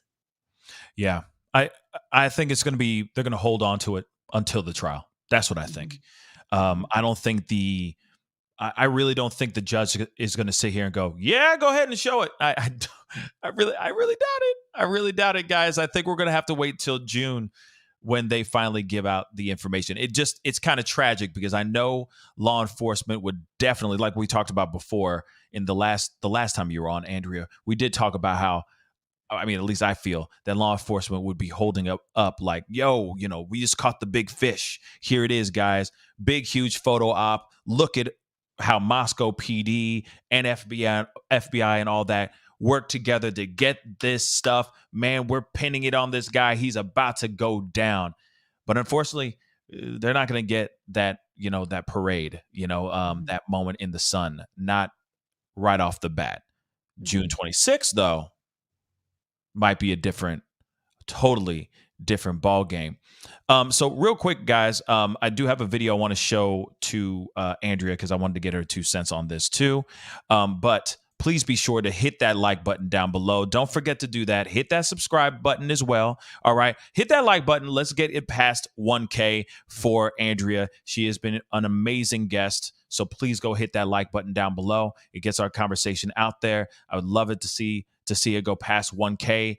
A like doesn't cost a thing, so please support in any way you can. And of course, please do not forget to crush that subscribe button, okay? But I do have this video that I wanted to show to Andrea, because the thing is that we are hearing the possibility of a change of venue, that they might try to change the actual where this trial is going to take place. It may not take place anywhere near Moscow. And I wanted to hear your opinion on that. But I wanted you guys to hear from Attorney Labar. Again, this is an interview that he was having. Sorry, let me grab that. He was having an interview with Bryan Kohberger from News Nation. Had a conversation with him, and they talked about the possibility of this change of venue. So let's play this really quick. Guys, hit the number 1. Let me know if you guys can hear this. Let's rock and roll. Do you think that Kohberger can get a fair trial here in Moscow, Idaho? There is no way he can get a fair trial in Moscow, Idaho. I don't know if he can get a fair trial in Idaho. Just because of the attention, you think, or? Yeah, I mean, obviously, due to all the media news outlets, the attention it has gotten. I mean, you're talking about an international case now, and really a social media is also an issue here. I mean, this is really one of the first cases. I mean, you had the Patino, I think Patino is correct. Petito, right? Yeah, Gabby Petito, yeah. The Gabby Patino case, I mean, that had something like this, but I mean, my understanding about this case, I mean, this has blown up on social media to a point where most people ages of 18 to 25 have actually posted comments on it. So I'm not on social media. I don't believe in social media. People are too free to express their really views without repercussions, to say. And in this case, a lot of people have already expressed either guilt or innocence. And really neither helps either the prosecution or defense. Because, I mean, listen, at the end of things here, and I want to make this very clear and important, and the family would really make this clear and important. Listen, there's 4 families suffering from loss, right?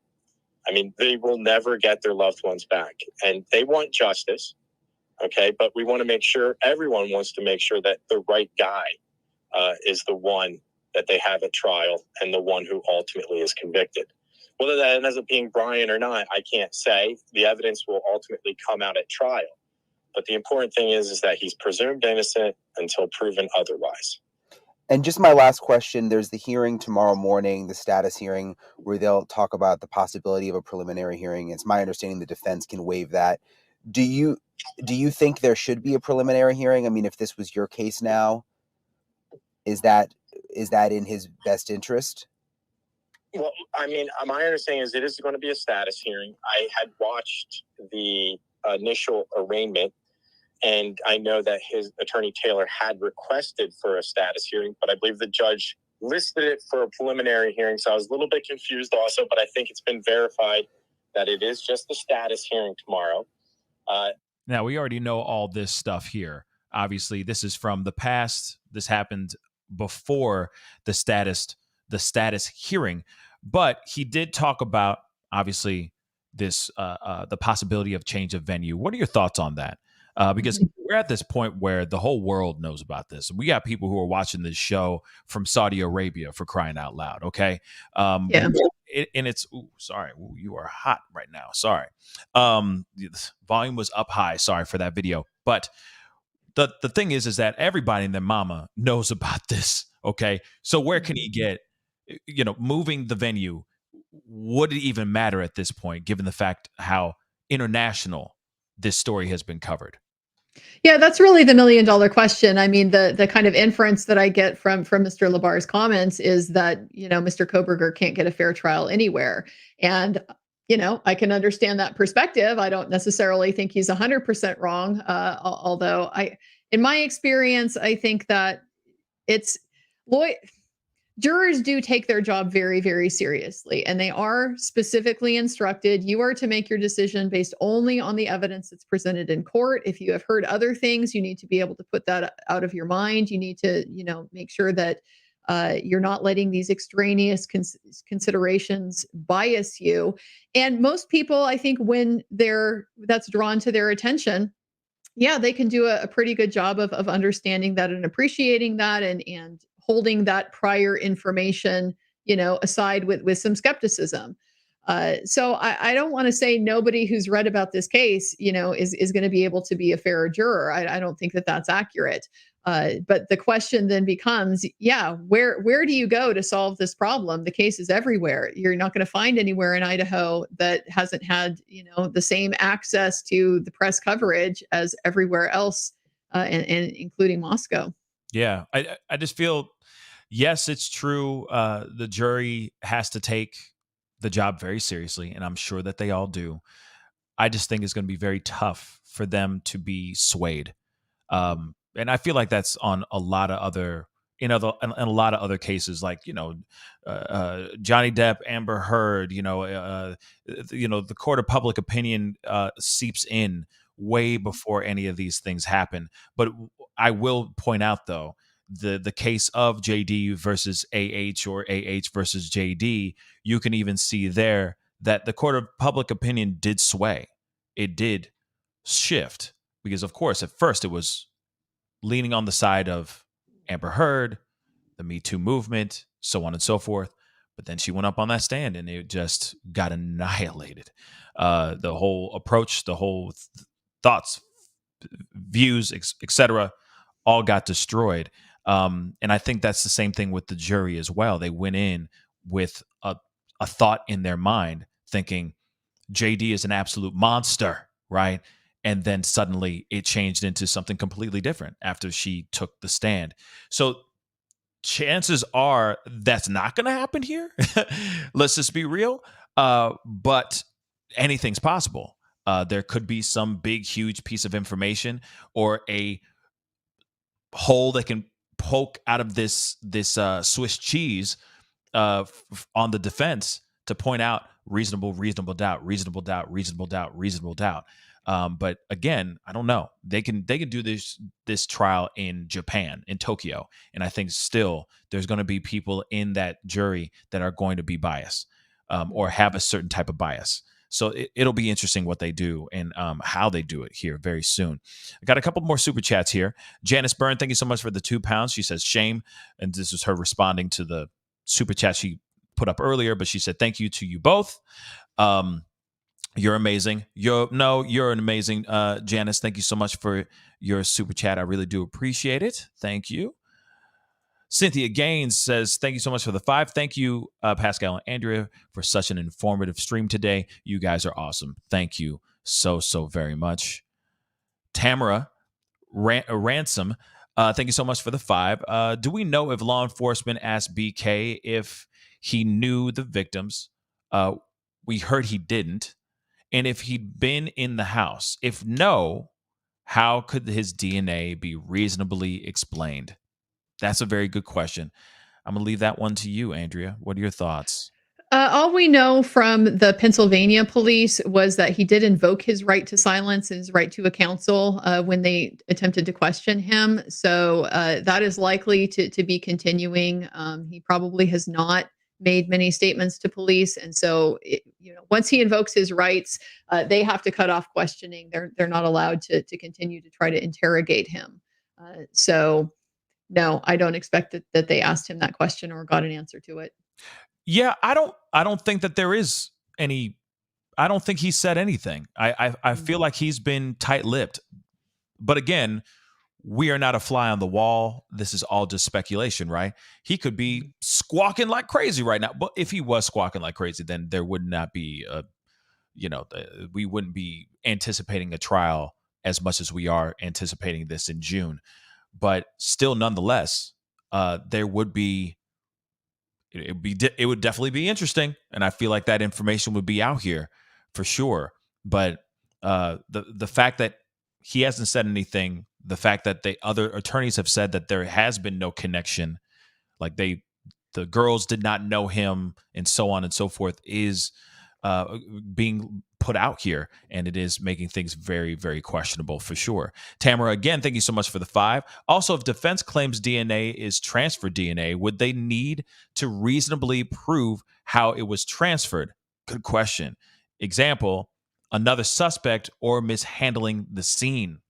We did kind of talk about mishandling the scene, the possibility of it. You did mention that earlier, Andrea, but what are your thoughts on, like, how can they prove how can the defense prove mishandling or this possible transfer of this DNA to make it seem like reasonable doubt? Yeah. Well, so being able to affirmatively prove something like that happened is going to be very, very difficult. But the more obviously affirmative case they can make of this is what actually happened that led to this outcome, the stronger that their position is. But it's more likely, from my perspective, with these types of arguments, what they're usually doing is that they are simply throwing that issue back on the state's burden of proof. Remember, the defense has no burden of proof in the case, it's always on the state. And so that's what they are doing when they raise questions to suggest here are our alternative explanations for how these events could have come about in this way that is consistent with Bryan Kohberger being innocent. That's because they're trying to show these are circumstances where we're both looking at the same set of facts and you're drawing the conclusion that he's guilty, but there's an alternative possible explanation that he's innocent. And so they're going to try to convince the jury that if the state hasn't ruled that out, that's a potential reasonable doubt that they should focus on to keep them from convicting. So for this particular type of thing, what I'd expect them to show would be simply that there are circumstances that would allow that to happen, that the police can't say 100% sure, we know we didn't make a single mistake, even the kind of unconscious things that you do without thinking, we didn't do any of that, we did everything impeccably. The jury is going to be left to evaluate the credibility of these competing positions and decide, do we think that's a reasonable inference from the evidence? Do we think the state really does need to disprove that? Do we think we have enough confidence in what the state is telling us based on what the information is that they've given us so far? So it's just how you are presenting that to the jury and the kinds of things you're asking them to do with those questions. Yeah. And one last super chat. Okay, guys. Thank you guys so much for your support and everything too. But again, thank you, Frumpy Old Woman, for the 10 Canadian. I appreciate it. Thank you, Miss Burkhart, for reminding us that Bryan could be innocent. Everyone is talking like he's already been convicted. That is very true. We have been looking at him like him guilty, but I still do think that him guilty, but whatever. Innocent until proven guilty in the court of law, not the court of YouTube. You're absolutely right on that. He is definitely innocent until proven guilty. And yes, Andrea did a fantastic job reminding us of that he could very well be innocent. But, that's when we get into the part of what your thoughts are, Andrea, because I know you've been talking to us, waxing legalese and all that stuff, but where do you stand on all this? Do you think that this is someone who has done some very, very bad things, or do you think this guy is innocent? Let's start there first. So I am going to unfortunately dodge that. In that my position is skeptical. I tend to agree with what Mr. Labar said, that yeah, this is a strong circumstantial case against him. Wow. I can certainly read this and understand. Yes, I understand the thought process for identifying him and for thinking there's a good likelihood that he did it. But this is just one side of the story. We haven't heard anything about his side of the story, which there may be. We don't know. And I've just seen too many situations where, you have a piece and it turns out, once more information comes to light, that the reality is something quite a bit different. So Right. I don't want to rule out that possibility. I think it's possible that he's innocent. But at this point in time, I understand why the suspicion is on him. And if those inferences do continue to hold, then yeah, I think it's going to be hard for the defense to counter that. Interesting, because I guess my question is, like, what could make this guy? I'm sorry. I mean, I understand. You're looking at it in with a lawyer brain, right? You're looking at it in that with the evidence and et cetera, so on and so forth. This is the reason why I brought you on the show, right? To look at it critically and independently, right? Not just what everybody else is saying. So I appreciate you actually saying what you said just now, because it's surprising to me, but at the same time, it's good to hear. Because there are people out here that, of course, like myself, that feel that the evidence is enough. But then again, within the court of law, there's still a lot of pushback. There still is a lot of holes in this that could inspire the jury to say, just based on reasonable doubt, you need to have this guy in that room. How can you literally get him physically in that room? Do we have the smoking gun footage? Do we have him in the room, doing the unthinkable act? Do you have the clothes that he was wearing? Just anything that actually puts him somewhere inside and shows that proof that he was inside that house, without, beyond a reasonable doubt. So that is really interesting. Hearing that from you. So then my next and final question for you is this. Could Bryan walk? Can't rule it out. Okay. So there it is, guys. There it is. Can't rule it out. But there is room for reasonable doubt again. But then again, we don't know everything that law enforcement and the prosecution has up their sleeve. There could be a whole lot more stuff here that we know nothing about. Again, redacted probable cause affidavit. There could be so much more in there than meets the eye that they've allowed us to see with our own two eyes. So anything is possible. So Andrea, I appreciate you for being on here again. Guys, I want you to go.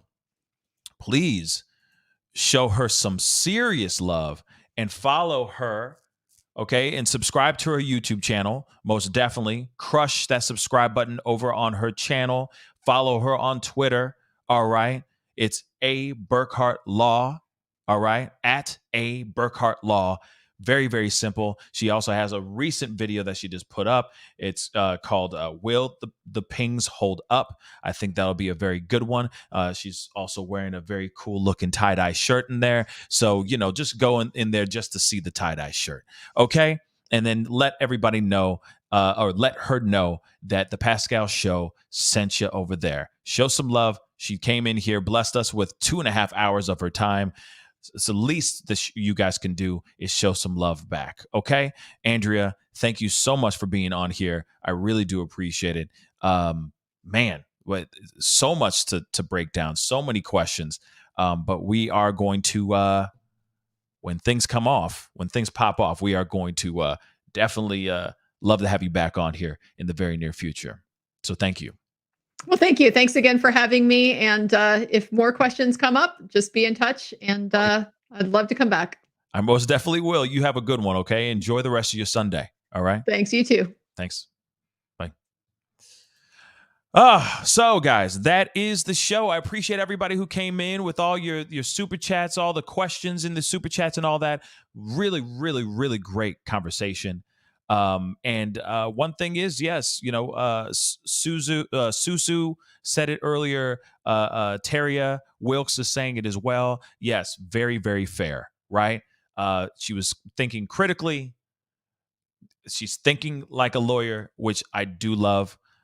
Because obviously we have court of public opinion out here, and we're all swayed because of the amount of information that we've received, the amount of information that we've talked about on my show and on many other shows. But yes, within the court of law, does all this hold up against Bryan? Right now, it's a little shaky. It's a little faulty. And the question will still remain, if that's all they got, will this be enough to keep him behind bars for the rest of his natural life? Or could he be looking at the chair? Let's keep it real. So there's a lot that we're still waiting on. We'll still find out when things start popping off. We will definitely be talking about it here for sure. Be sure to tune in and be a part of the conversation, because I have more questions. We will definitely be bringing back Andrea and all of our many, many wonderful experts onto the show to talk about all the questions that we have revolving around this case and then some. So be sure to tune in on that, okay? But guys, that is the show. Like I said, I appreciate all y'all for being here. Thank you so, so very much. Again, without you guys, it would just be me talking to a wall. So I appreciate everybody for being here and blessing me and Andrea with your time, okay? And before you head off, do not forget, you still got a chance to win 100 smackers. Go download Swag It app. It is pinned to the top of the family chat right now. Click on that link, download Swag It app. Follow me, The Pascal Show, one word, and comment and like some of my videos. You are instantly entered in to win some new money in the new year. We will announce the winner on tomorrow's show. Again, we will announce the winner on tomorrow's show. So you still have time, but go and do it now, okay? Winner will be announced Monday on Monday's show. All right? So be sure to do that as soon as possible. And also, don't forget, hit that subscribe button, hit that like button, okay? Most importantly, we're almost at 1K likes, so please hit that like button down below. Send it past 1K really quick, because a like doesn't cost a thing. And don't forget to hit that subscribe button, guys.